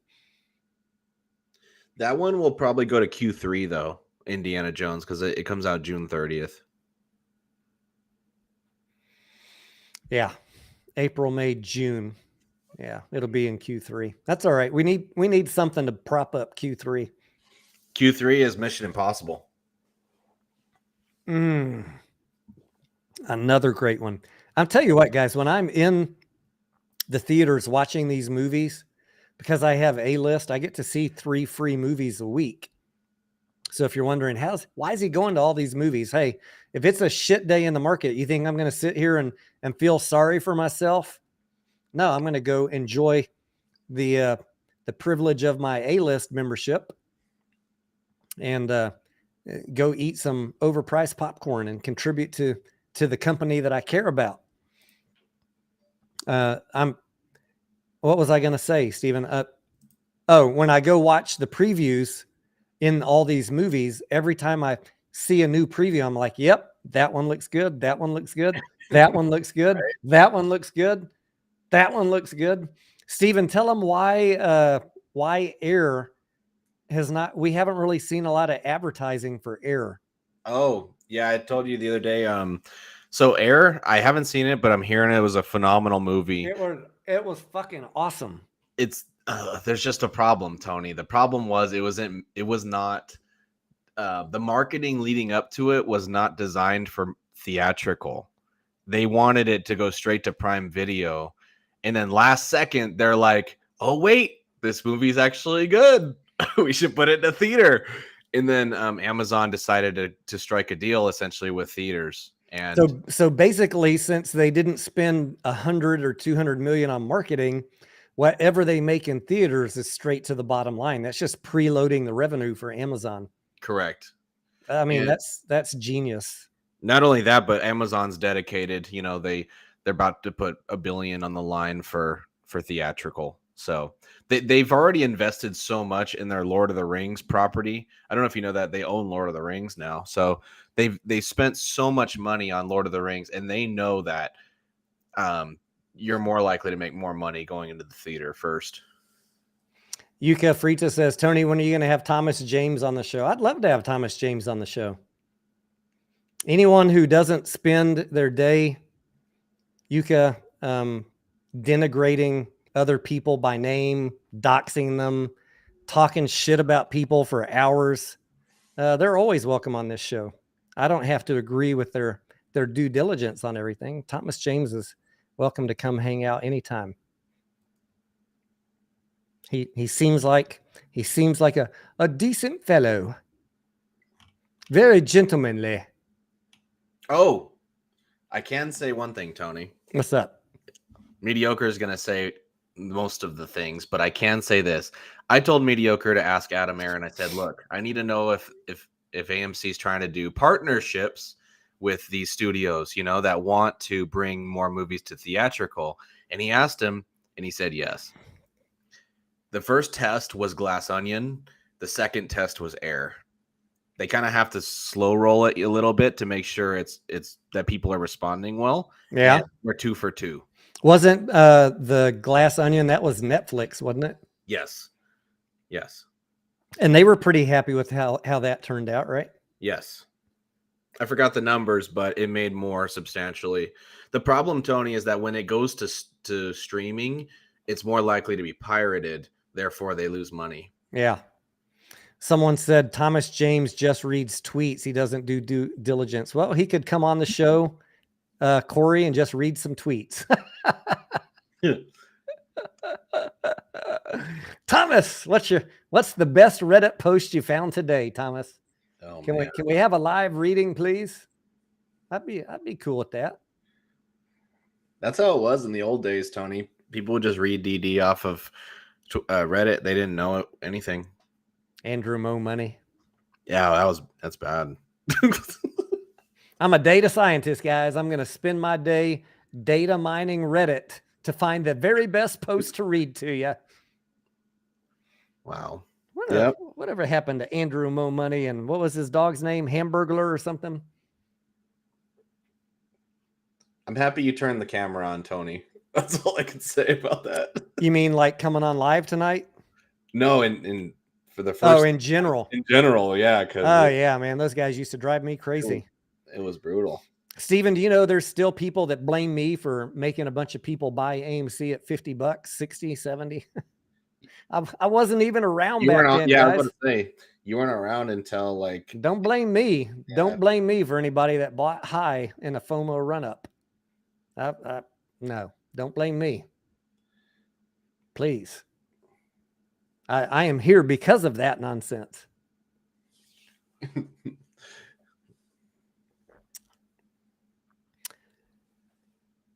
Steven, what did you have a chance to watch my video loaded with sound effects just to piss people off today?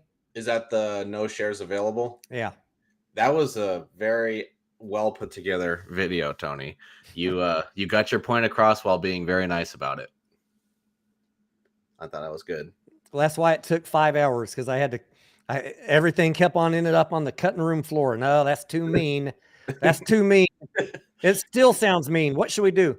Put some sound effects in it. Oh yeah. That'll distract them from the message. The no shares thing, that's been going on for like years. I mean, guys, even if you go to Weeble comment section, just type in any ticker. I bet you'll find a comment that says no shares available. Oh, absolutely. Everything, I'm telling you guys, I've talked about this many times. Every motto, theme you can think of, the shorts are scared, the buy the dip, there's no shares left, whatever you can think of, put your best ones in the chat.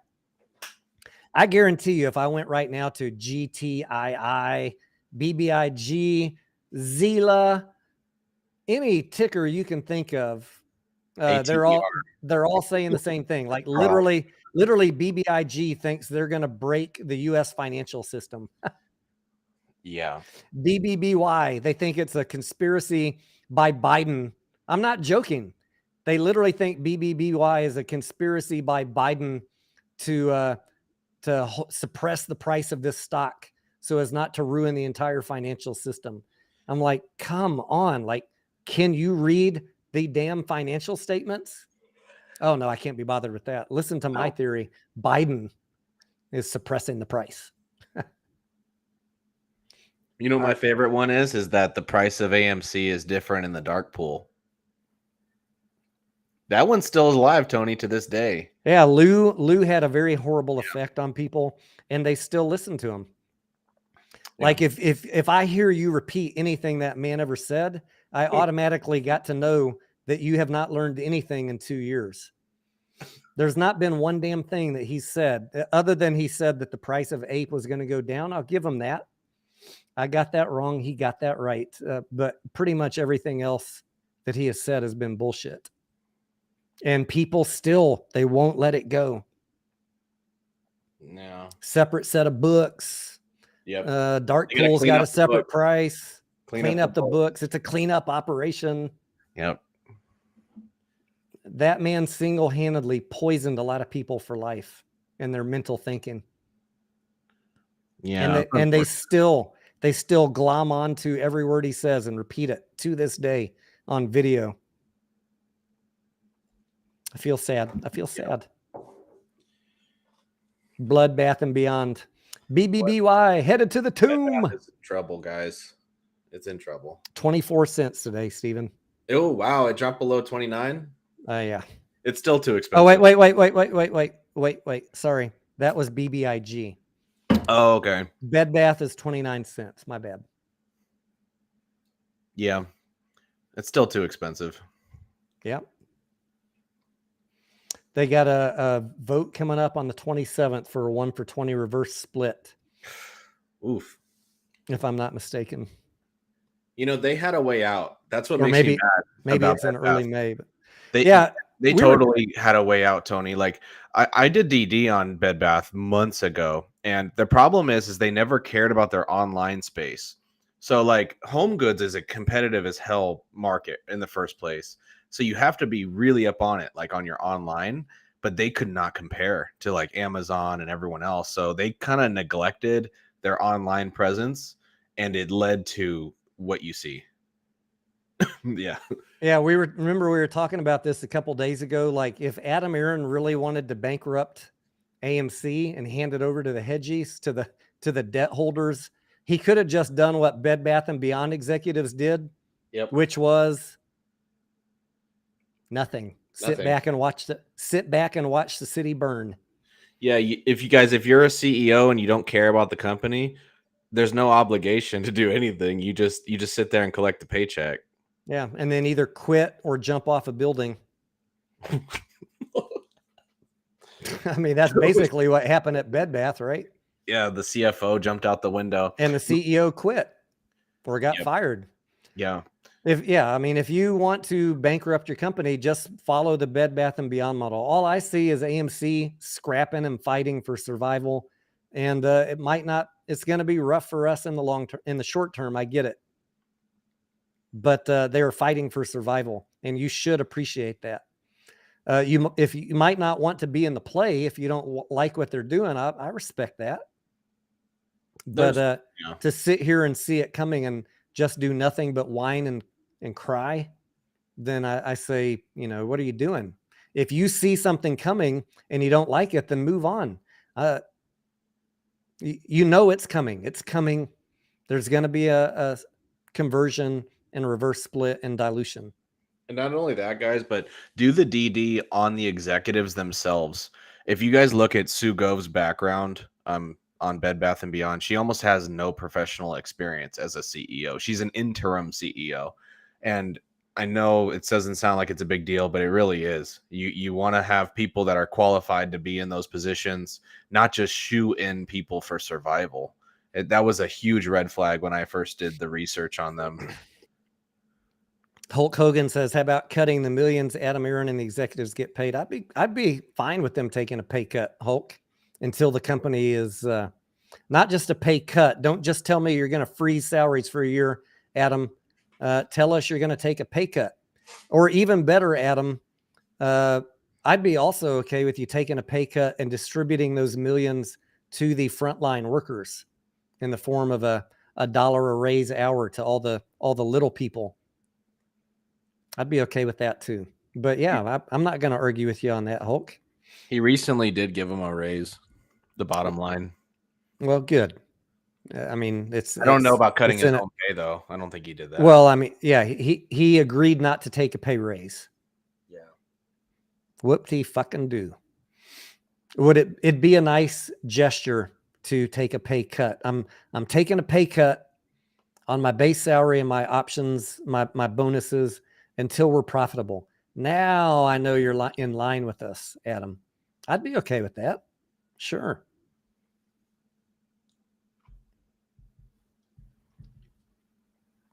All right, let's read some of Lou's best here in the comments. Let's see what we got. Brazilian shares, the Guatemalans, ApeCon in Vegas, the Vegas meetup, meetings in the park. He's had so many meeting locations. If only, if that judge would ever let him leave New York, maybe he could make one of those meetings happen. The Lou coin to count shares. I forgot about that one. Robot Godzilla, Mike Gensler, March 3rd. I'll never forget March 3rd, Tim. He said I was going to be vaporized because I said there ain't shit going to happen on March 3rd. That made him mad. He said, Tony, if nothing happens by March 3rd, I will delete all my social media and send you a box of cigars. I never got the cigars, Lou. And you still got a channel. So I'm just teasing. He didn't say that, but it would have been nice. Yeah, March 3rd was pumped pretty hard. I mean, guys, they're always wrong. Price predictions, they're typically always wrong. Little D's, big D's. Yeah. I still hear people talking about the little D's, the devil. Please. It's just companies trying to make a buck, and they're gonna, as in any stock they can, they're going to keep on doing it. And guess what? The best way to get them out of your stock, Steven, you know how many stocks I looked at today that had a 1% cost to borrow? A bunch. A bunch. You know what they had in common? Wait, don't tell me. To get a 1% cost to borrow, you have to have a healthy debt to equity ratio, A healthy balance sheet and profits. Yeah, everything. Like I bet Apple, without even looking, is 1%. Yeah, you know what that means, Steven? There's not many shorts in that play. Why? Because it's a healthy company. What attracts shorts like flies to shit? A fucked up balance sheet with no cash and investors that you have brainwashed into telling the company, we're not going to let you raise cash. Oh man, I'd be shorting the fuck out of that if I was an evil hedge fund. We got 20% of these people on our side. They're just loving these meanies out there that don't understand why a yes vote is important and I think calling all of us names. I think the problem, Tony, is that people take short selling like it's a personal thing. There's zero emotion in short selling. Yeah, exactly. They see an easy target with a fucked up balance sheet. Right.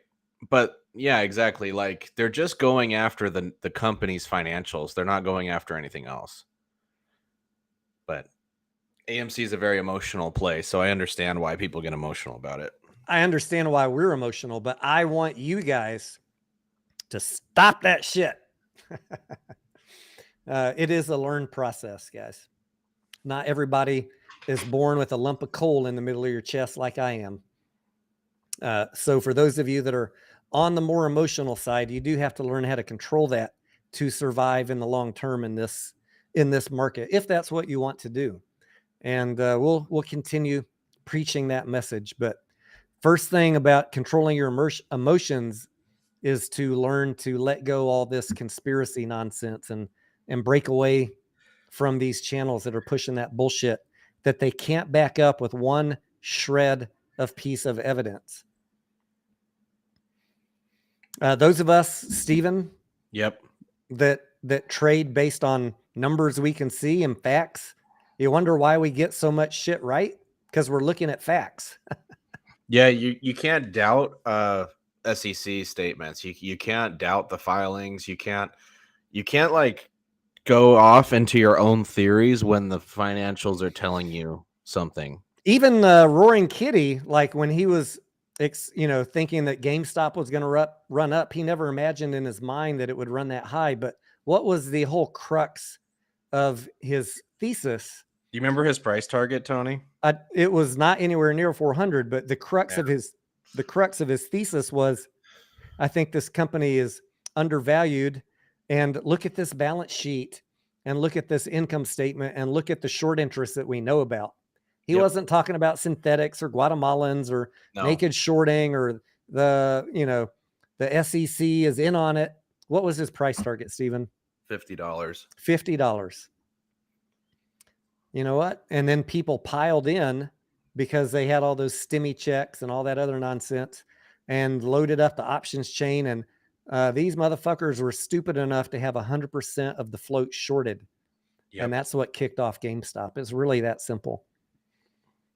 It had nothing to do with any of these other theories. All the theories came after for the bag holders.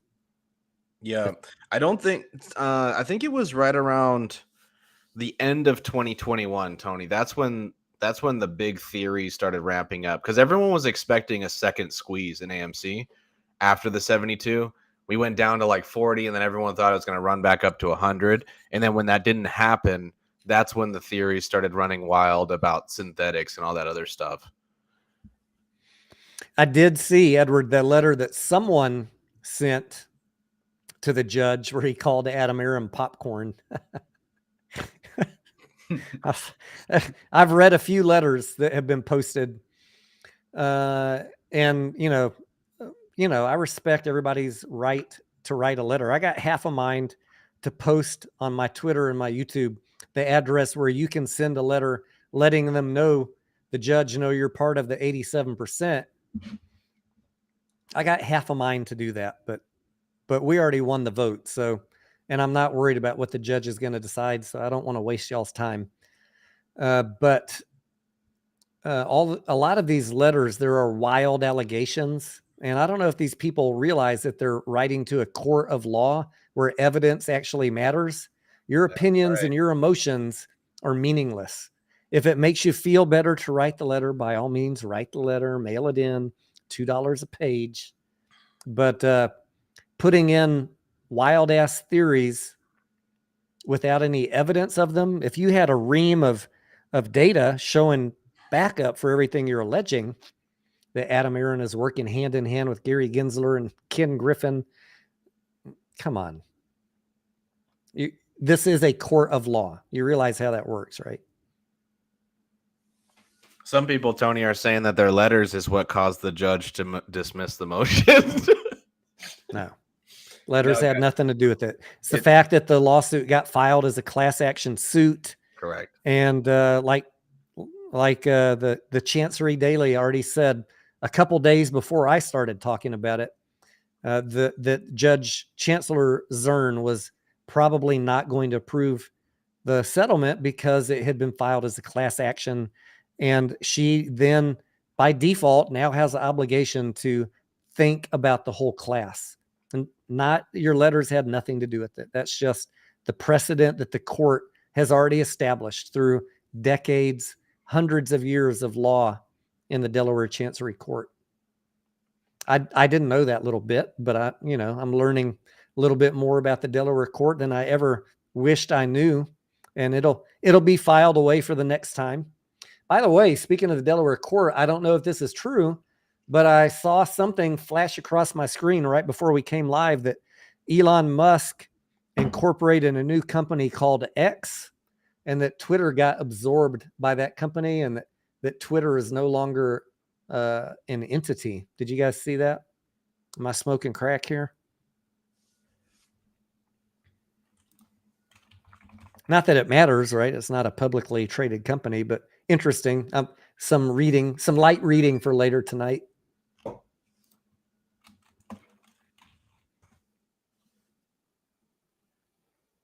Somebody's texting me. All right.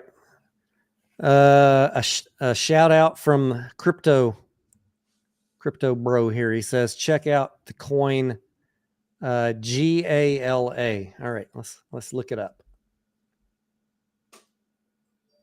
I don't get these kind of GALA. That's a crypto coin. I know. It's a penny stock crypto.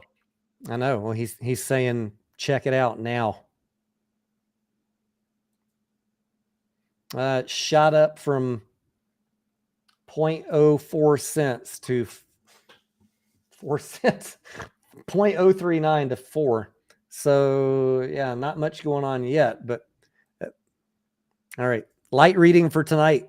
Number 2, Gala.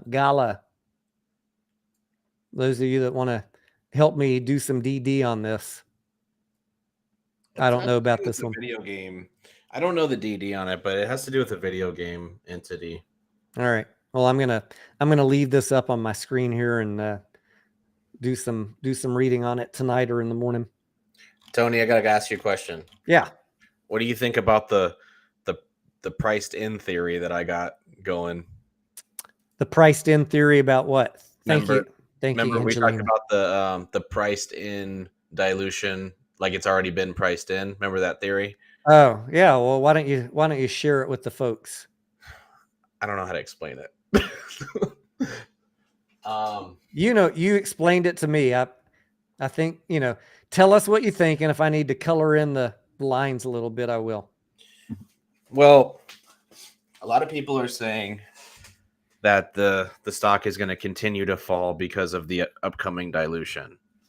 And they think there's going to be another round of the price falling prior to the conversion and reverse split. And that didn't really make sense to me because the dilution and the / equity raise has been well known since December of 2022. So my idea is that why would it all of a sudden take another huge leg down on news that we already know? So in my theory is that the dilution has been priced in for 4 months. That's why we've been hovering above $3.70 on AMC.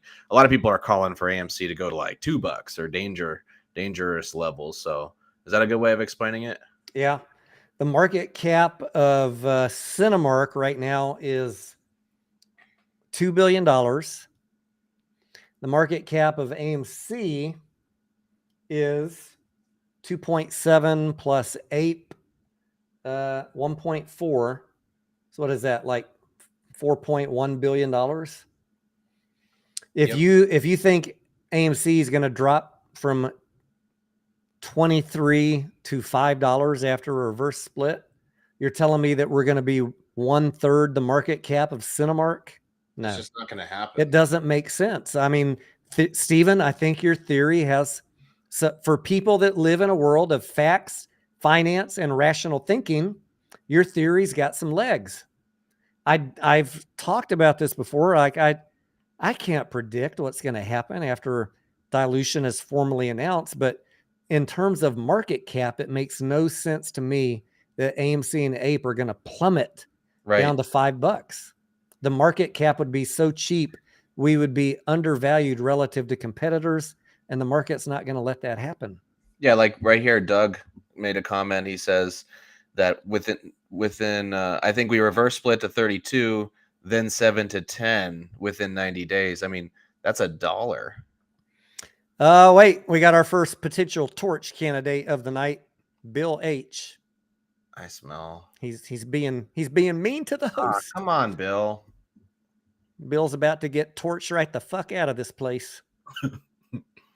I'm not going to vote you out, Bill. I can take it, but the audience don't take kindly to that shit. I'll let them decide. Are we going to give him the vote? Yeah, he's got a vote. You know, it's not an automatic boot off the island.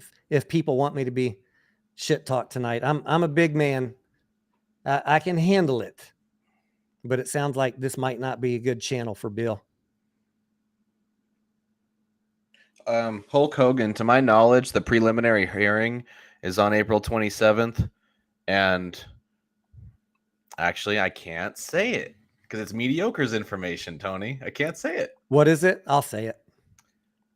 He's talking about the Hulk Hogan. I don't see the judge getting the info she needs by April 27th. I see a continuance. Keyword continuance. Oh, really? Yeah. Well. There might be an echo here for a second, Stephen. Got to start up the drums. Oh man.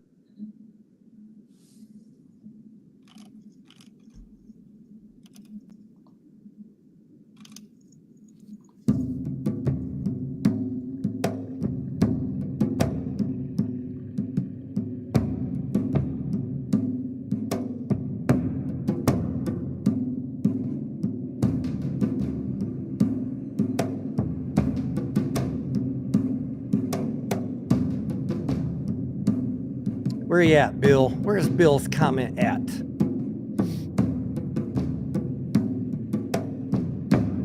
There he is.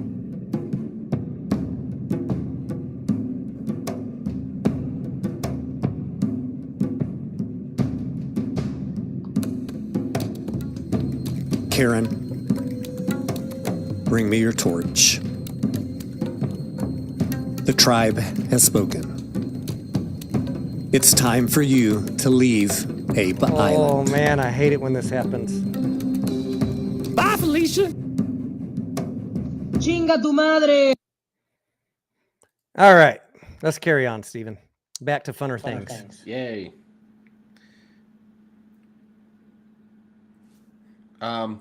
Wait, to go back, Hulk, I don't believe there to be a continuance. I'm not going to go into detail, but I think it'll end April 27th. By the way, guys, it's fine to disagree with me, but when you get into the insulting thing, just like no guest that has a habit of insulting people will ever come back on this show, you're not going to be allowed in the chat either. You can disagree with shit all you want, and we can debate it all night. But when you start getting into the insult stuff, then I think you're maybe a weak-minded, emotional person, probably not a good channel for you to watch. because I'm going to challenge your belief system. And if you're not grown up enough to handle real talk, don't fucking watch this channel. That's not me being pompous. That's just me keeping it real with you. This channel is not for everyone. I'm going to get a t-shirt that says Tony Denaro. He's not for everyone. And he don't fucking care.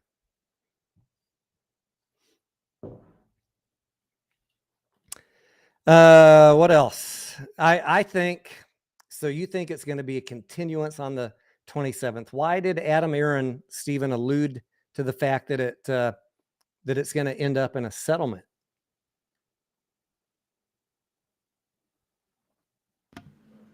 Sorry, what was that, Tony? Why did Adam Aaron allude in Boston last night that it's probably going to end up in a settlement if he thinks there's going to be a continuance? The information that we have currently is that it is presumed to be a settlement at the preliminary hearing April 27th. What's up, Scavenger? I see Scavengers in the chat. How you doing, amigo? Pam's in the house. Papa Mac says, Tony, on a completely random note, have you seen the Puppet Diego? No. What is the Puppet Diego? I don't even know what that is. Do I want to know? How many shares will AMC have post reverse split and dilution? Oh, I don't know about Hard to after know. dilution. It'll be about 150. What was the number they told us in that settlement agreement? 155 million after the split and the settlement, if all that goes through. And then he'll have about another 400 million he could dilute with. How many is he going to sell? How many is he going to announce? Sell. Don't know. 100 million, 200 million, 400 million. Don't know. I don't think it'll be 400 million. What do you think, Stephen? I think it's safe to say 1 to 200 million because he's going to need authorized shares for 2023. And I don't believe he would want to ask retail for another round of this. You know, I don't think he would need to. Well, I mean, once we already approved the vote, we approved it. He's just got to file the S1 and say how many is going to be in the offering. It's already a done deal. No, I'm saying I don't think he'll need to dilute all 400. Oh, yeah. I'm saying he most likely will only use half of that and then keep the other 200 for next year or something. Yeah. Yeah. I think that's reasonable. 1 or 200. I'd be surprised if it's over 200 million, but I can't tell you that it won't be over 200 million. Puppet Diego is all over social media, short videos of very non-woke comedy. All right, I'll check it out. Sounds like something I might enjoy. Hope I'm not being rickrolled here.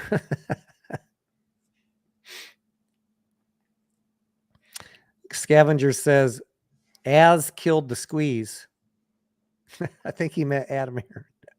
I'm selling all my shares at only 5% profit and buying a failing next stock. I love your sense of humor, Scavenger. I love that kid's relentless bullishness also. Scavenger, we appreciate you.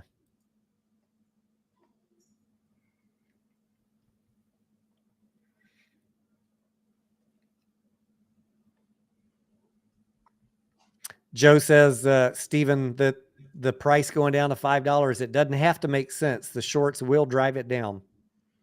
I mean, they could drive it down, but Joe, I think at some point, people with common sense are going to not let the market cap get driven into oblivion.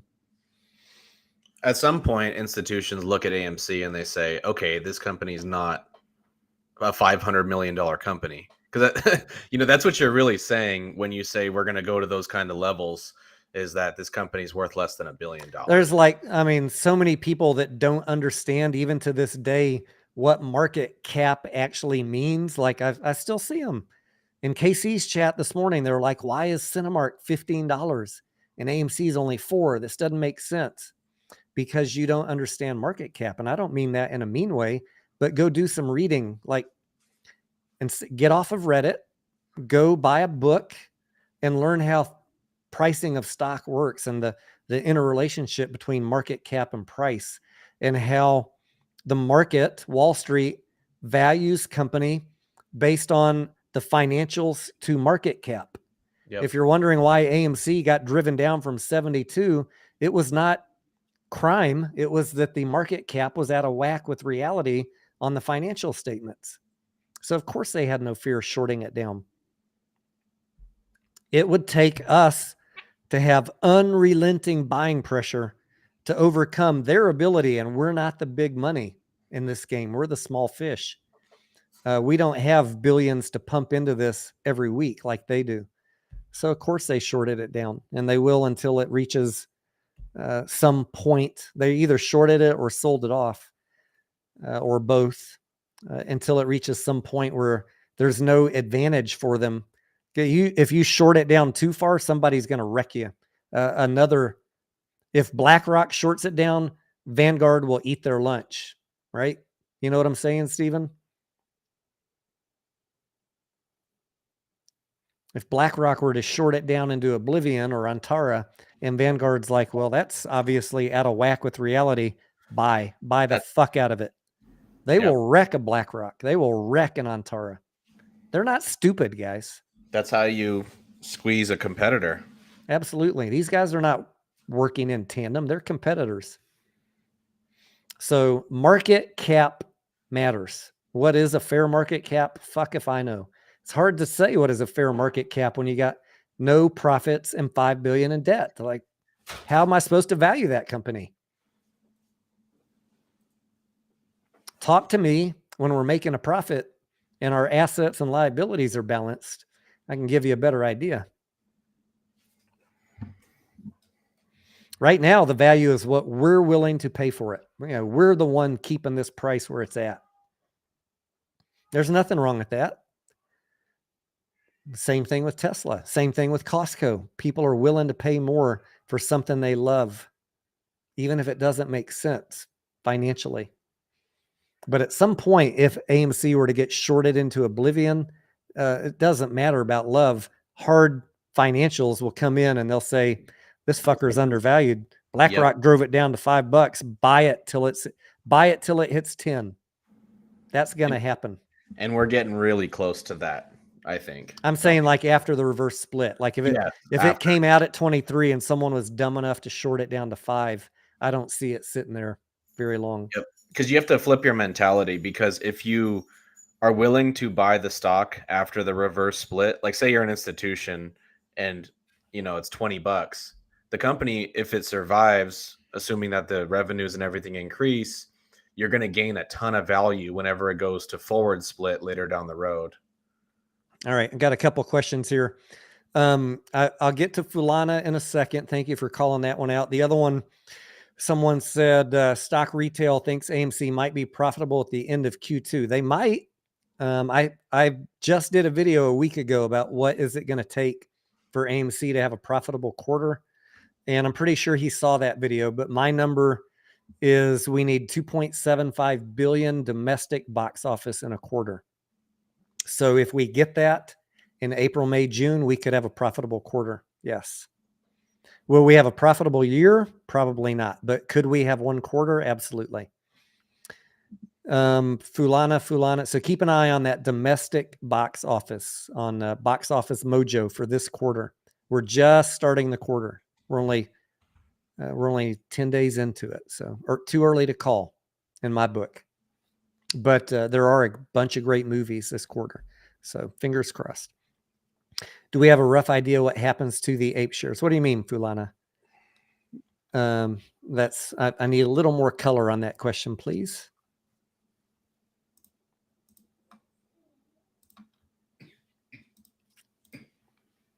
Scavenger says when you have dark pools that take away natural supply and demand, yes, that is true.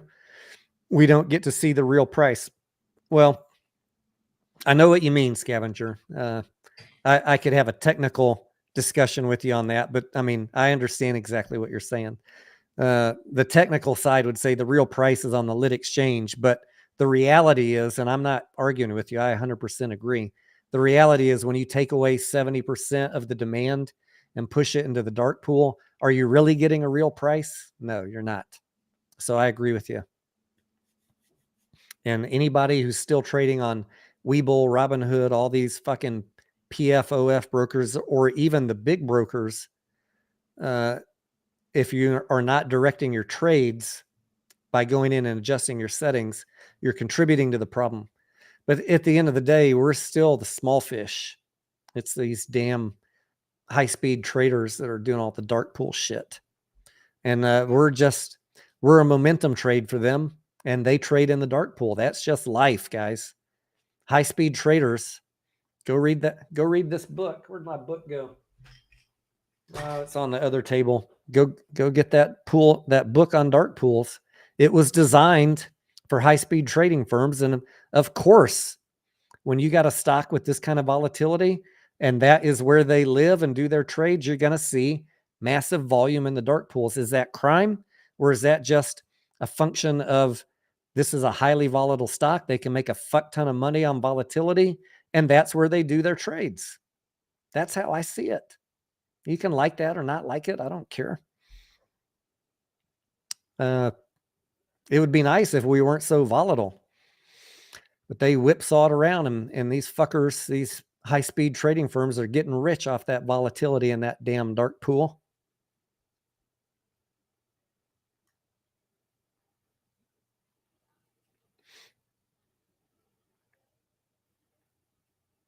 Looking for Fulana's follow-up here. Doc Zeno says, told y'all 2 years, it'd take 2 years. You said 2 weeks, Doc Zeno. I would like to see a profitable Q2, by the way. That'd be a nice little boost to the investor enthusiasm. I'm feeling it just this weekend. Are y'all feeling it? Do you feel a little boost? Just from Mario. I hope Mario has legs. I don't want to let down.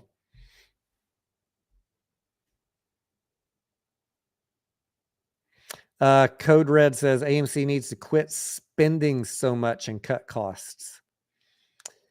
Yeah, the only breakdown I have, Code Red, is what they show on the income statement, and we don't get a detailed breakout of what they're spending it on. But I am quite certain that there will be more theaters closing as leases come up. That's the biggest cost right there. Keeping theaters open that aren't turning a profit, but they can't just walk away from a lease. So just like GameStop will be closing some stores, I think you can expect that AMC will be closing more theaters, and they should.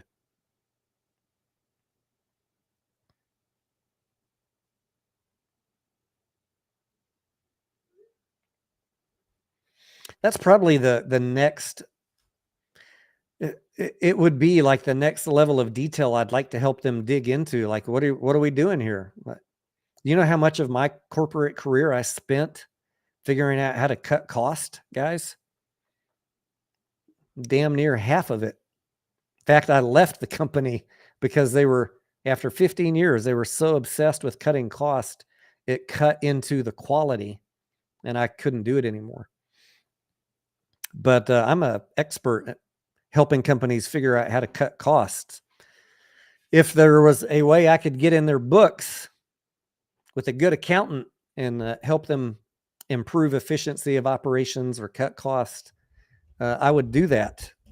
But I imagine that they have a very capable team, both in logistics, procurement, shipping, everything that is very laser focused on cutting costs. I don't think for 1 second they're just sitting back saying, let's just blow some money. That's not how corporations work, especially ones that are feeling the pinch of almost going bankrupt. I would be shocked if they're just sitting back doing nothing.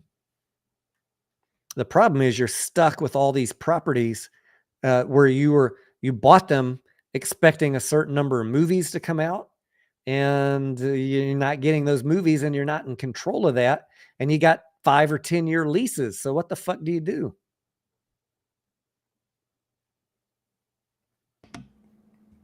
What would you do, Steven? Buy more theaters.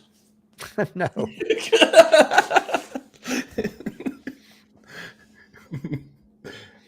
I'm just trying to make you laugh. You're making me laugh. You are making me laugh.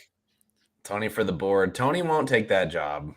That's the most stressful job in the world. Yeah, if I got on the board, guys, I mean, imagine I would go from a cadre of haters to a legion of haters, because they'd make me sign so many NDAs that I could never talk to you again. We'd have to be communicating in code.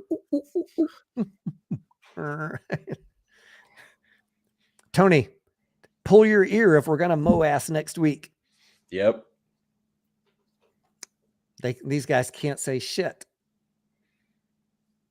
What was that movie? What was it? Was it Happy Gilmore? What was the one where Adam Sandler all of a sudden woke up and he was in charge of a company? Where he had a frostbitten toe. He told the butler to stab his toe with a. Why would you do that? I'm just kidding. Huh? Mr. Deeds. That's an old one. I'd be like Mr. Deeds walking in the boardroom. They'd be like, "Who is this fuck? Who's this country hick?" I've got the education to pull it off, but I don't. Yeah, they probably would look at me as an outsider. First of all, I'd be like a first-year freshman in Congress. You ain't shit. You get that chair at the back of the room.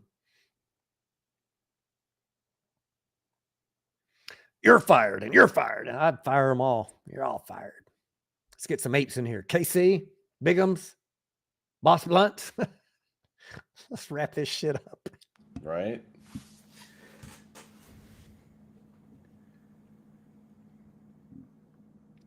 Doug says Adam Aaron's been spinning like a drunken sailor.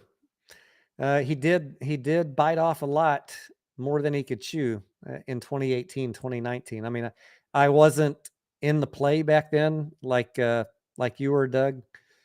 I can kind of like read the tea leaves and see what they were trying to do. I haven't reached the point of trying to determine if he was trying to tank the company or trying to be really bold, and he got caught off guard with timing. So, yeah, I mean, many of us as business owners have been at that point where we bit off more than we could chew, and then something bad happened in the economy. It's happened to me before as a business owner. And I've also lived that life and that fucking the fear in a corporation where you overloaded inventory and prices dropped. I lived through that in my 15 years at my corporation, the big Fortune 100 company that I worked for. There were several times where we thought we were gonna go under, and we were one of the most successful in the country. It happens to everybody from time to time. So I don't just automatically assume that it's crime or bad intent. Sometimes we make strategic decisions and then things don't work out because of the economy or life or the world or COVID. So if you wonder, why am I so lackadaisical? Guys, I've been doing this fucking since I was 20 years old. I'm damn near 100. I mean, COVID was a 1 in a million thing that happened there. Like if right COVID never happened, right after they bought two major competitors, and they had a similar thing happened to me, right? In not 2015, not on that scale. They had an $11 billion box office, and they kept that 11 billion from all the way until 2019 for 4 years straight, writing off of Star Wars Last Jedi, Black Panther, Avengers Endgame, Finding Dory, and all these incredibly successful films. So it doesn't surprise me that they got hit with the unknown catalyst. in one of my businesses, after I left the corporate life, I had it for, I don't know how many years, about 5, collecting a bunch of data to justify a purchase for years and years. And then finally, like in early 2008 or 2007, I don't remember when, I spent several $100,000 on assets for my business that immediately became useless when the financial crisis of 2008 hit.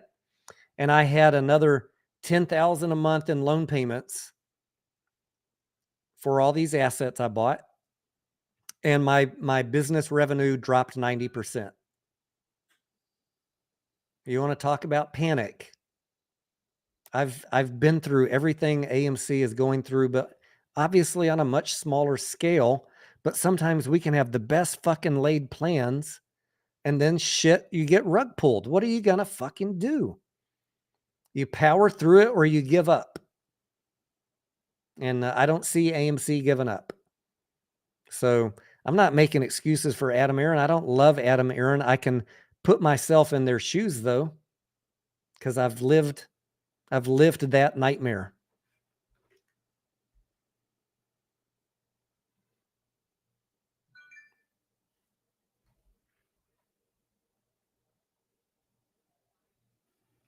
Mr. Deeds. I see. Doug says we need to find a win in this mess. Reverse split is not it. What else can we do?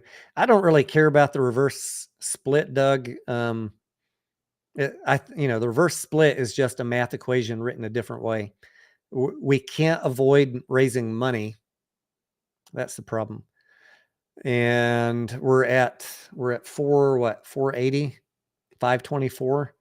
When he announces dilution, normal expectation would be that the price drops.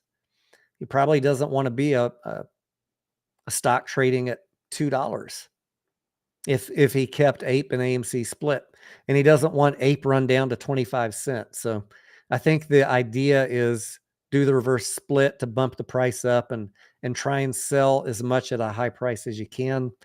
I don't know if that'll work. Look, I'm along for the ride just like you guys are. I can't predict exactly what's going to happen, but I think that's what they're thinking. Bump the price up so if it gets knocked down, we don't get knocked down below $1. That'd be a whole second wet mess of noodles.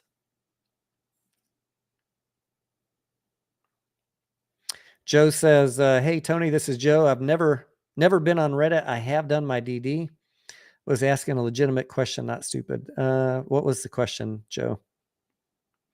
I shouldn't be downgraded. I'm sorry, Joe. What was your question? If I down talk to you, please ask it again. Give me one more chance, Joe. I found it, Tony.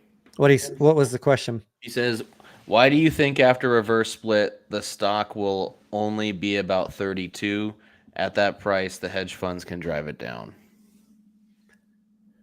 Because I think that there is a good chance that after a dilution announcement, not a reverse split, after a dilution announcement, the price could be driven down. That's why I'm not buying any right now. Saving my cash to see what happens after the dilution. You almost got me. After the dilution. If you're loaded up and you're feeling like you already bought enough AMC and APE, I certainly would not recommend buying more right now before, when you know a dilution is potentially coming.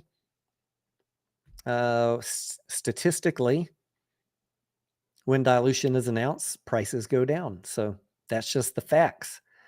Am I predicting that? No, I don't fucking know what's going to happen. I don't know what other announcements they have out there. I can't tell you for sure anything. But I can tell you that I'm preparing for that possibility by putting cash on the side. You do what you want. I'm not trying to time shit at this point. The only timing I was trying to do was buy APE when it was really cheap, like around $1 or cheaper.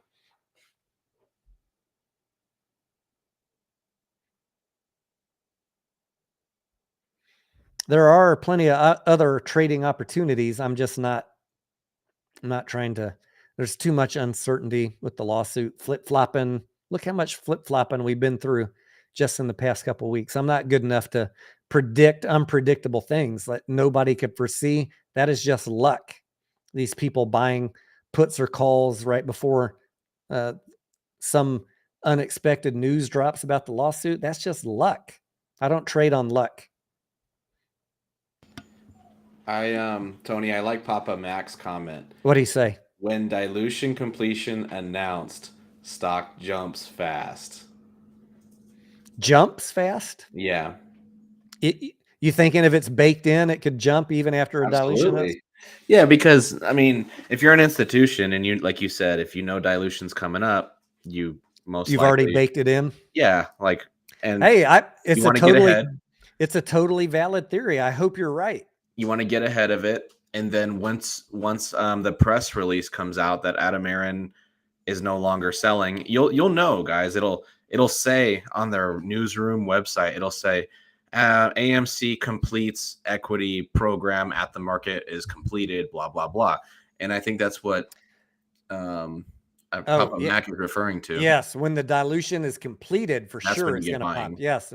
What I've been saying is if there's a dilution announcement, which we expect there will be, and if you stick around for a couple months till they get done with selling all those shares into the market, and then you get that either 8K or 10Q that says they're done, I think then you'll see the price pop up. So that's not just me telling a story. That's the usual arc, right?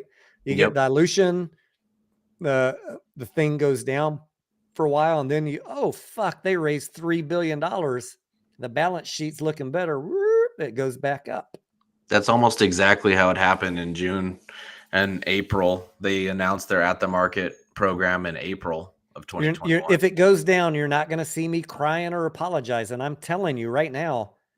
Steven has one theory that the dilution's baked in. I hope that's right.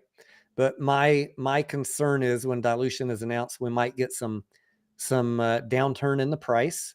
But I'm not worried about that in the long term, because when the dilution's done and we're going to be moving closer and closer every month to Q 2024, I think it's going to be okay. So if it goes down, I've got cash ready.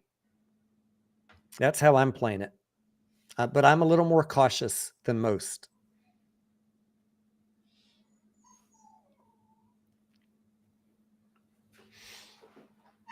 If you haven't figured that out by now.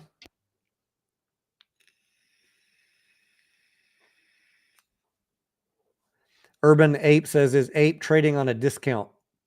Let's see, 524 AMC, $1.50 Ape. I would say yes right now, Urban Ape. My arbitrage price for Ape is half of AMC, so that would be 260. Ape appears undervalued right now in my book, by 60 cents. What do you think, Steven? Do I believe Ape is undervalued? 524 versus $1.51. Yeah, I wouldn't say Ape is undervalued. I'd say AMC is overvalued. All right, you could say that too. Yeah, I mean, we know Adam Aaron wants to sell Ape, and we know Antara wants to sell Ape. So Ape you have to be very cautious. That's why I'm not buying any. I mean, if it dropped below $1, I'd buy some, but AMC could come down.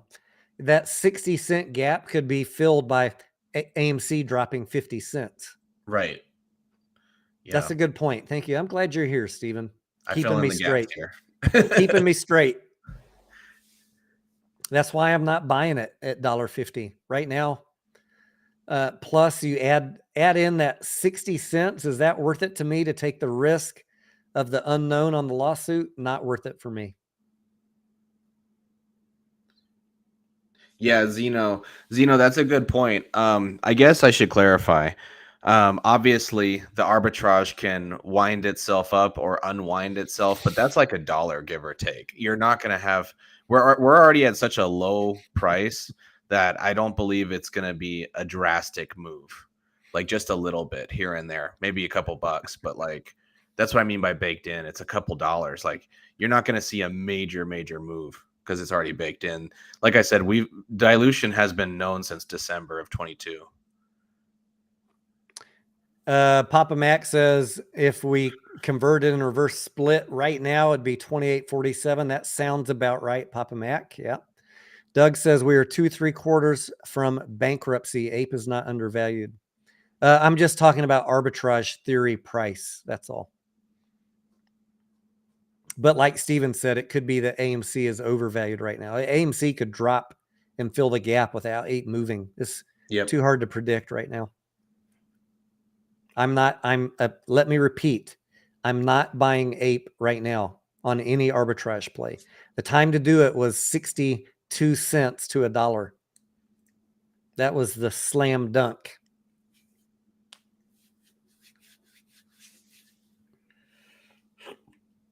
Damrick says, torch Tony for saying AMC's overvalued. I mean, relative to Ape, AMC got a good run up today. How much did Ape run up today? Ape, not that much. It ran up only 1%. Yeah, so AMC had a big run relative to Ape today. Yeah, drop in the torches if you want me to kick Tony Denaro off the island. Pelosi's Baloney says, wondering how either are undervalued with an 8 quadish market cap. Oh, yeah, that's a TD Ameritrade glitch for sure. Remember the AIMS, all of the share count for every broker, every data website, the only authorized place they can get it is company filings. How do I know that? Because I've been doing this 30 years. The latest share counts came in our proxy statement, and you multiply those times the price. It's like 519 million Ape and 1.4 billion AIMS. 519 million AMC, 1.4 billion Ape. Multiply that times the current price. That's the market cap.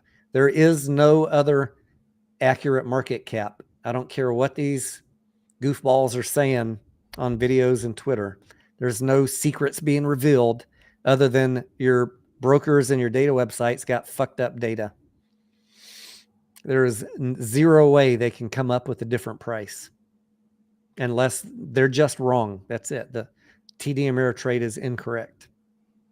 Aren't they about to get acquired, Tony?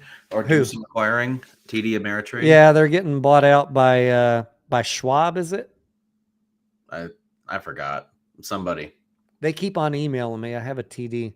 I got a bunch of accounts. One of them's TD, but I don't log into it often. Abe Blazin said the market cap's different in the dark pool. Yeah. Okay, Lou. Man, I think both under high short down. Davinda Vasher, what's up? He says, I just don't plain give a fuck. Man, when you all can reach the Zen level of Davinda Vasher, Tony Denaro, and just another ape, your trading is going to hit a whole nother level.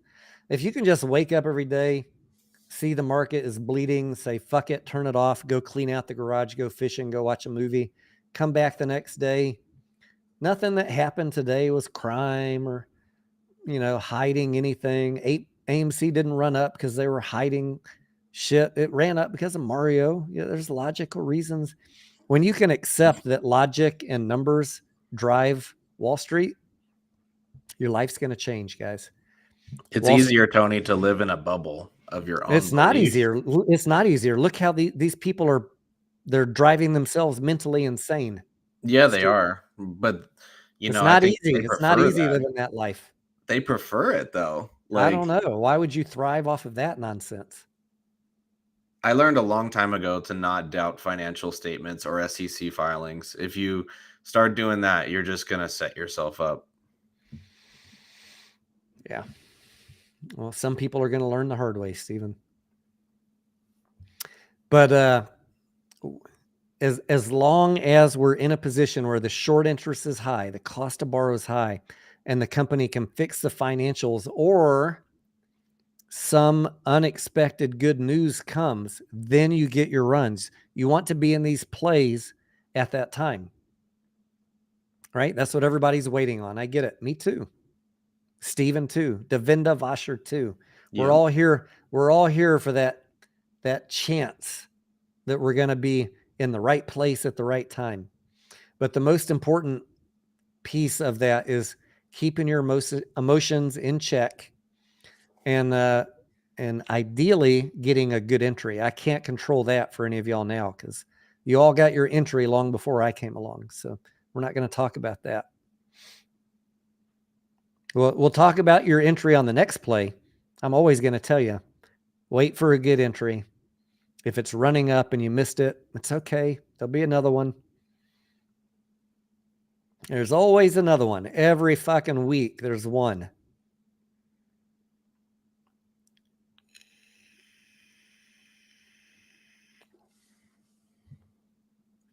Hulk says he doesn't agree with that it ran up because of Mario. That's all right. You can have that belief.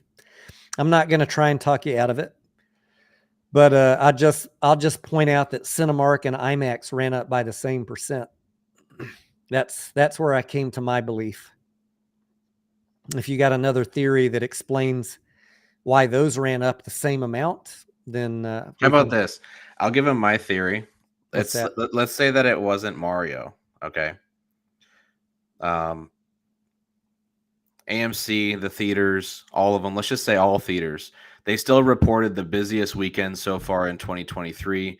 I remember seeing on Twitter there was 3.6 million guests that attended a movie at an AMC location over the Easter holiday. How about that? It's like Tesla saying they had a week of record shipments. You don't think the stock's going to move? Yeah. It's like Mullen saying they delivered 5 vans. Oh, Mullen went up, guys. Mullen went up 60% the day they announced 5 vans being delivered. You're telling me a record-breaking weekend didn't make our stock go up 6%? Yeah. I mean, to me, that makes perfect logical sense. Carlos, do you think the AMC Pioneer YouTubers left because they made their profit, or they got bought out? I don't think anybody got bought out by hedgies. I think they grifted off the community. They were embarrassed by pushing a stock in a pump, which they should not have done, and which I categorically denounce. Pushing something when it's running up, when it's run from $4 to $70 and you're still pumping it and buying calls live on a live stream. Wow. Horrible behavior. Horrible behavior. And I think they're embarrassed. And so they had to walk away.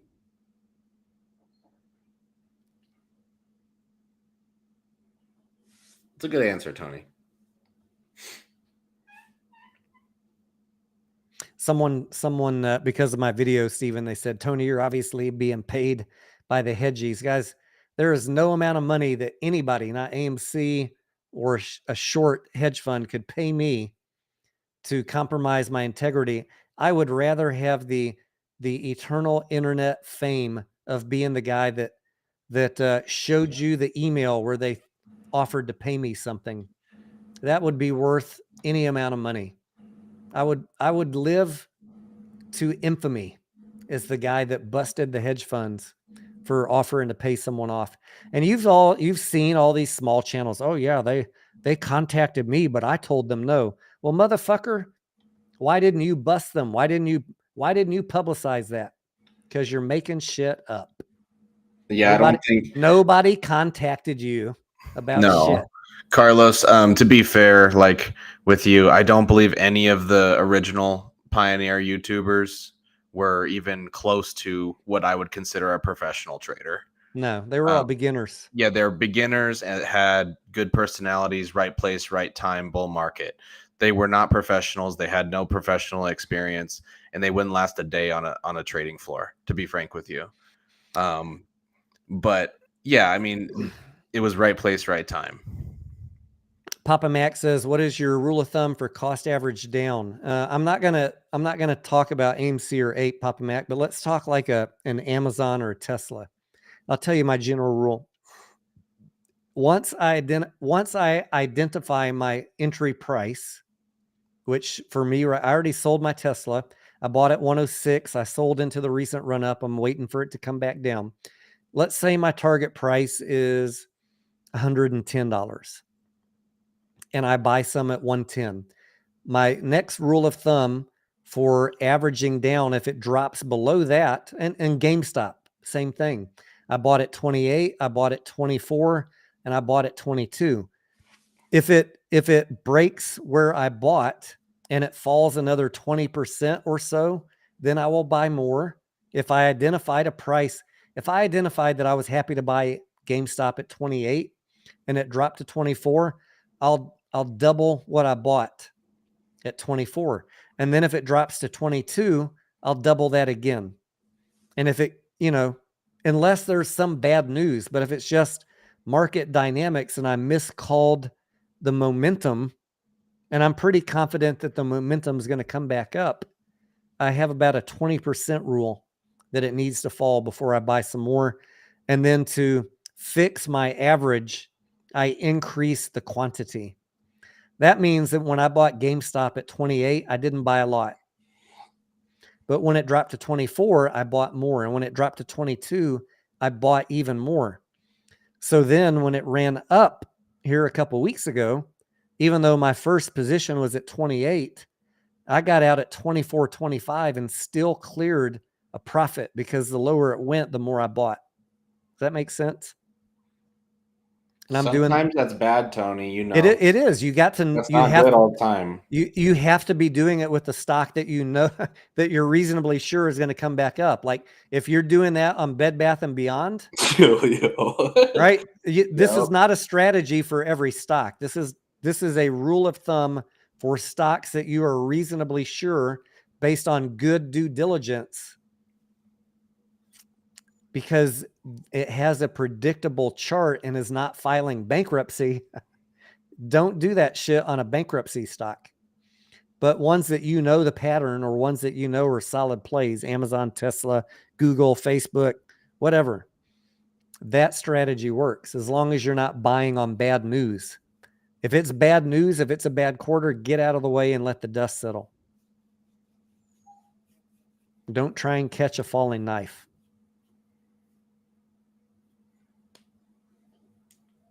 So that's where the experience comes in. But you asked my general rule on a good stock: if it drops 20% beyond the point I identified, if I try and pick where I think it's going to go, but I don't always get it right.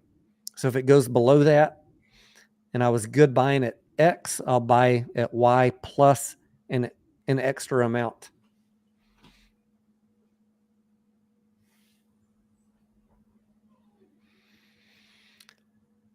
Hulk Hogan says, if a movie bombs at the box office, the price should drop. What do you say, Stephen? I mean, there's always movies that bomb. It's not about one movie. It's about the totality of the box office industry operates. The studio takes on the brunt of the financials when it comes to the actual movie. AMC is completely different. But if every movie in a quarter bombed, yes. But right now, guys, I mean, the sentiment is the public messaging is movie theaters are dead. That's been drummed into people. And this weekend proved that theory is not correct. This was not about a movie. This was about a change in perception. That's what this was about. People will fucking spend money at the movies. I categorically disagree with anyone that says one movie is going to change our quarter. It's not. It's not going to change our quarter. If Mario was the only good movie that we had this weekend, this month, this quarter would still suck. But it shows the perception that movies are dead is completely incorrect. Make the right movies, people will fucking show up. Yep, and not only that, it has to be frequent. Yeah, we gotta have a lot of those. Yep, it has to be every weekend. To get to the levels, Tony, we're going for 11 billion, you need a good movie every week. Yep, pretty much. Pretty much. We need we got 12 weeks to get 2.7 billion. Yep, and you would also need between 5 to 10 what I would call overperformers. So if they're saying a movie's going to make 200 million, you need it to come out and make 3.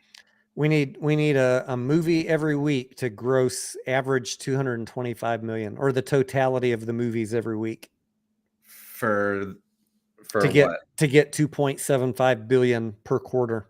Yeah, that's a tall order. We need the totality of all the movies every week to gross 225. But I mean, look, the movie theater is always pulled by the big ones, right? The rest are just adders.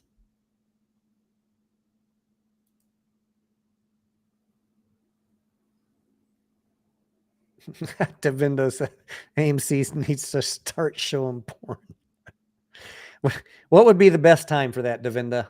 Like a 9 a.m. showing, a midnight showing, middle of the day? What do you think?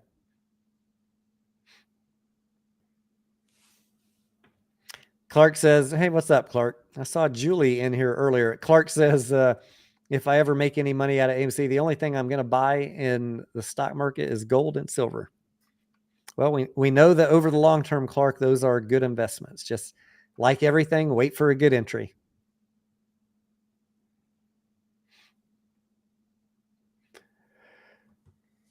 Excuse me. Whew, almost time to wrap it up. I think I'm yawning. Yep. 12 more minutes. I'll go till midnight. Urban Ape says, I double my buy at the fib retracement. That's a good thing to do too. 23%. Triple at 38%. I like that. I'm going to put that on the screen for everybody to screenshot. I like that plan.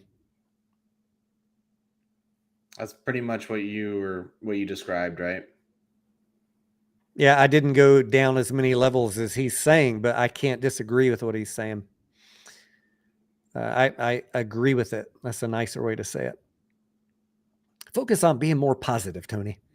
Papa Mac says, I'm a college-educated person.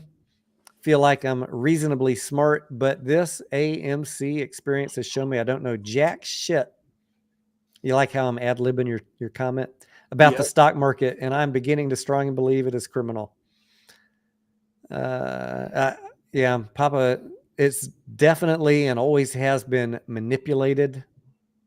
Always has been. Even back to my days when the internet started, we had those damn Yahoo Finance chat rooms. There was no such thing as Reddit or YouTube. Maybe there was YouTube shortly, sometime thereafter, but there was Yahoo Finance chat rooms. And they would be loaded. It was just like the Weeble comments. Everything you're seeing in Weeble comments used to be in the Yahoo Finance chat rooms. And it'd be the Hopium and the Bears and the battles. And I would read on some of that, but I never really got into it other than just for entertainment. Just never really. I always recognized it for what it is. It's people playing on your emotions, either to try and rope you in as a patsy. What do you call those, Steven? When someone professional ropes in a newbie. Oh, are you referring to the tout? I mean, when a tout ropes someone in, what do you call that person? Oh, A chalk eater? No, the chalk eater is someone who overpays for something because they get hopium. Well, I mean, isn't that if they got their hopium from a tout? Yeah. Right? Yeah, it's like someone who comes off like they're a professional, but they're not. And it's the same thing of what you see on YouTube, like every day they're making bold claims with no real evidence to substantiate the claims. And then you believe in, or you think that person has an edge when in reality they do not. And they're selling their ideas. Essentially, that's called a tout service. So when you guys go on YouTube and you see someone say X ticker is going X, they're selling you an idea. You may not be paying for it at that moment, but you're ingesting that information, and the goal is to make you believe that they have an edge so that you can sign you up for other types of packages. And some of those tout services, like in your industry, the sports betting, some of them are trying to sell you on a service, right? Join my Discord for $99 a month, or buy my package of training for $500 a month. And some of them are front loading the stock. They're buying it cheap, and then they push it to you, and you know, as you're buying it up, they're selling, like Zach Morris used to do. Or they're playing both sides, Tony. So like, say the Browns are playing the Patriots tonight, right? And everyone in the chat signs up for my service. I'll tell half the chat that the Patriots will win, and then I'll tell the other half that the Browns are going to win. So I'm guaranteed to get half of you will think I'm a genius, right? And then say one day two people are smart enough in the chat to figure out that I'm splitting sides, like opposite sides, they call that. Then I will just block half of you, and then I'll retain the other half that sticks around. Wow, that is devious as shit. It is, and that it happens every day. And it's not just in the sports betting industry; it happens in the stock betting industry. You know, it happens, guys. They're called tout services, and if you do that long enough, you can amass a crazy following, and it requires no effort, and it's very unethical. Unfortunately, tout services are actually legal in across the country for sports betting, but it's unethical the way they're conducted, because most of the time they're conducted by email or places that it's hard to trace them.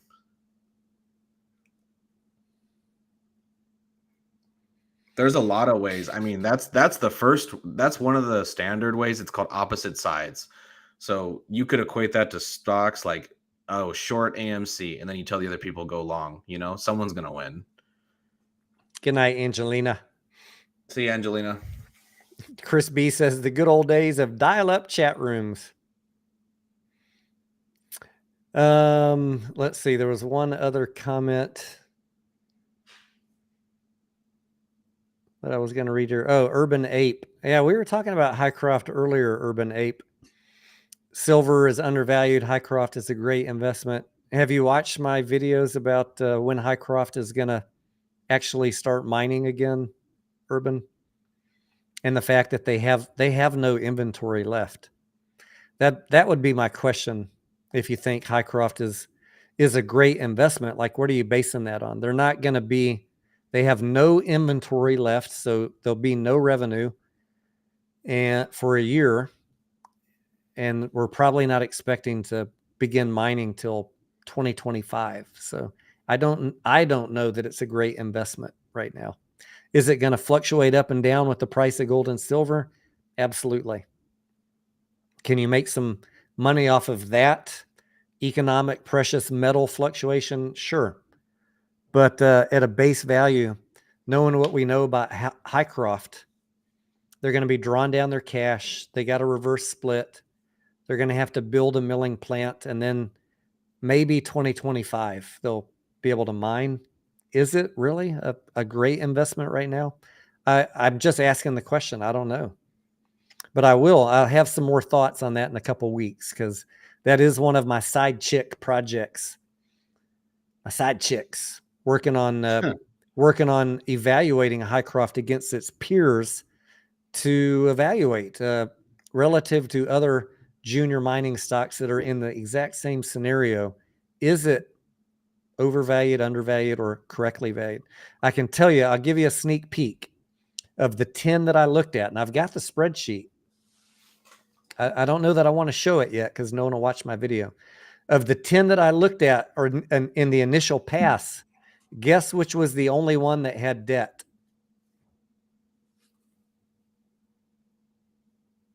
Highcroft.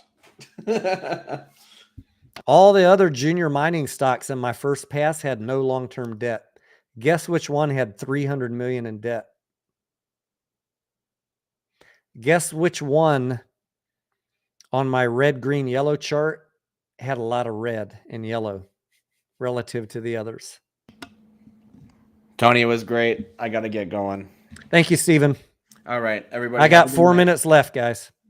I'm not trying to shit talk Highcroft. I'm just saying I'm going to tell you exactly what I'm seeing. And I can't tell you that it's undervalued right now. Like, how do you judge that on a non-revenue company with 300 million in debt?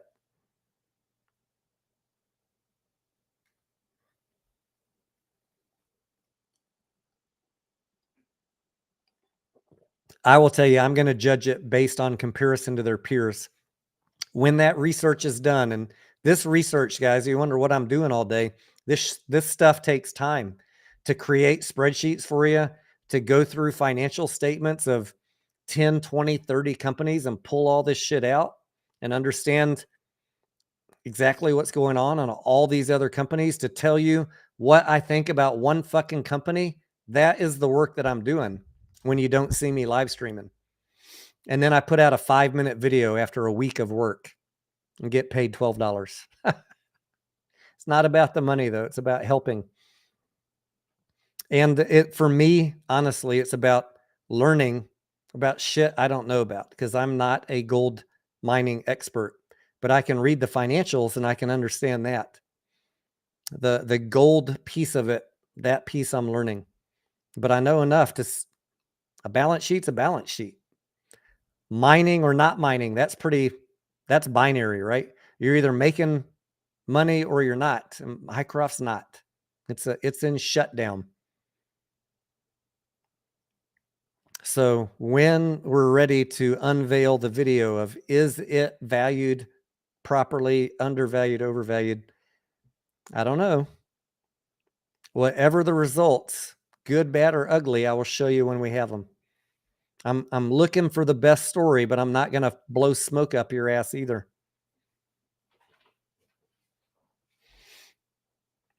I'm hoping it comes out good because I have shares in Highcroft. If it's not, we'll deal with it when I figure it out. Devindo says Tony is a spreadsheet stud muffin. Imagine all those corporate Excel classes I got to go to for free back in the day. They used to pay me to go to spreadsheet classes, Devinda. I had a great company that I worked for. We could sign up. We had corporate training, anything you could want to learn just about. And they would pay you your full salary to go to another building and go to a class for a week, even sometimes, because they invested in the employees. And I appreciate that. And somehow all these years later, I still remember how to do pivot tables and formulas. My spreadsheets are getting really, some of these tools I'm going to have for you guys that I've been working on are pretty good. Like I'm pulling data from websites into a spreadsheet to live update debt to equity ratio, market caps, prices, things that I didn't even know how to do before. So when I'm not on camera, this is the type of shit I'm working on. So we can have much better tools when we go back live. Oh, Tony, what do you think about XYZ? Well, let me pull up my spreadsheet, put the ticker in. You see all that fucking data populate live right from real data, PE ratio, price, market cap, debt to equity, everything. I think you're going to be happy with the direction we're going. Can't wait to show this shit off when we get there. And that I'm just a one-man show. Some of this stuff I'm having to learn as I go. They do have metals under the ground, Urban Ape. Yes. One of the best. Highcroft, one of the best. The problem is they have to build a milling plant to process that ore. And if I told you, based on my research, what that's going to cost, it would blow your mind. I hope I'm wrong. I don't know that I'm going to say the number.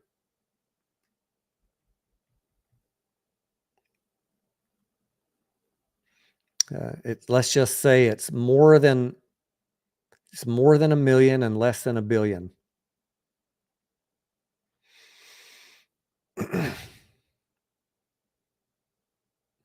Gwyneth Gwyneth Paltrow blew some sort of form of gas up her butt. What have I been missing out on, Papa Mac?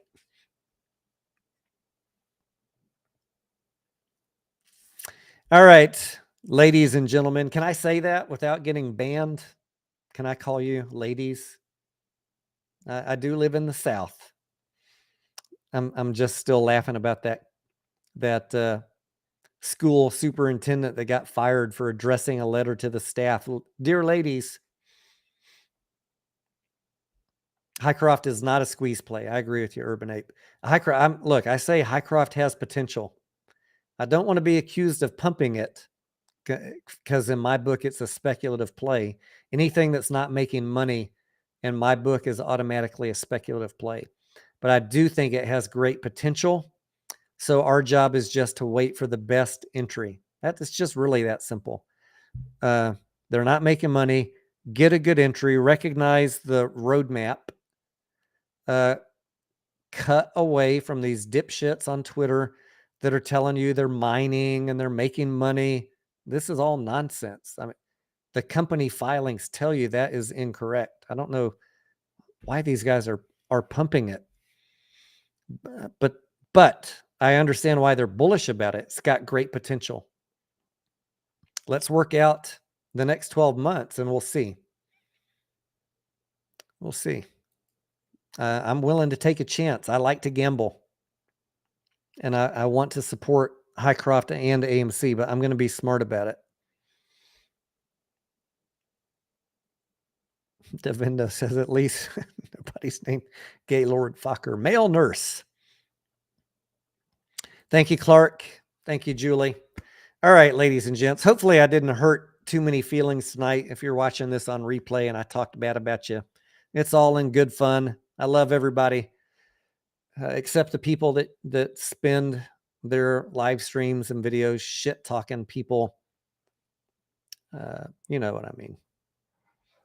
Because you can't talk about due diligence or facts, you fall back to just name calling because that's all you can do.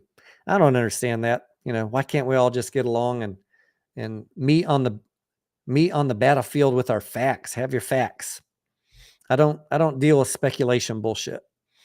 So that being said, for those of you who like that sort of stuff, I'll always be here for you, keeping it as real as possible, trying to be a little bit entertaining as often as I can. Maybe once in every 600 videos, I'm going to do something that has a bunch of sound effects, or maybe challenge you visually.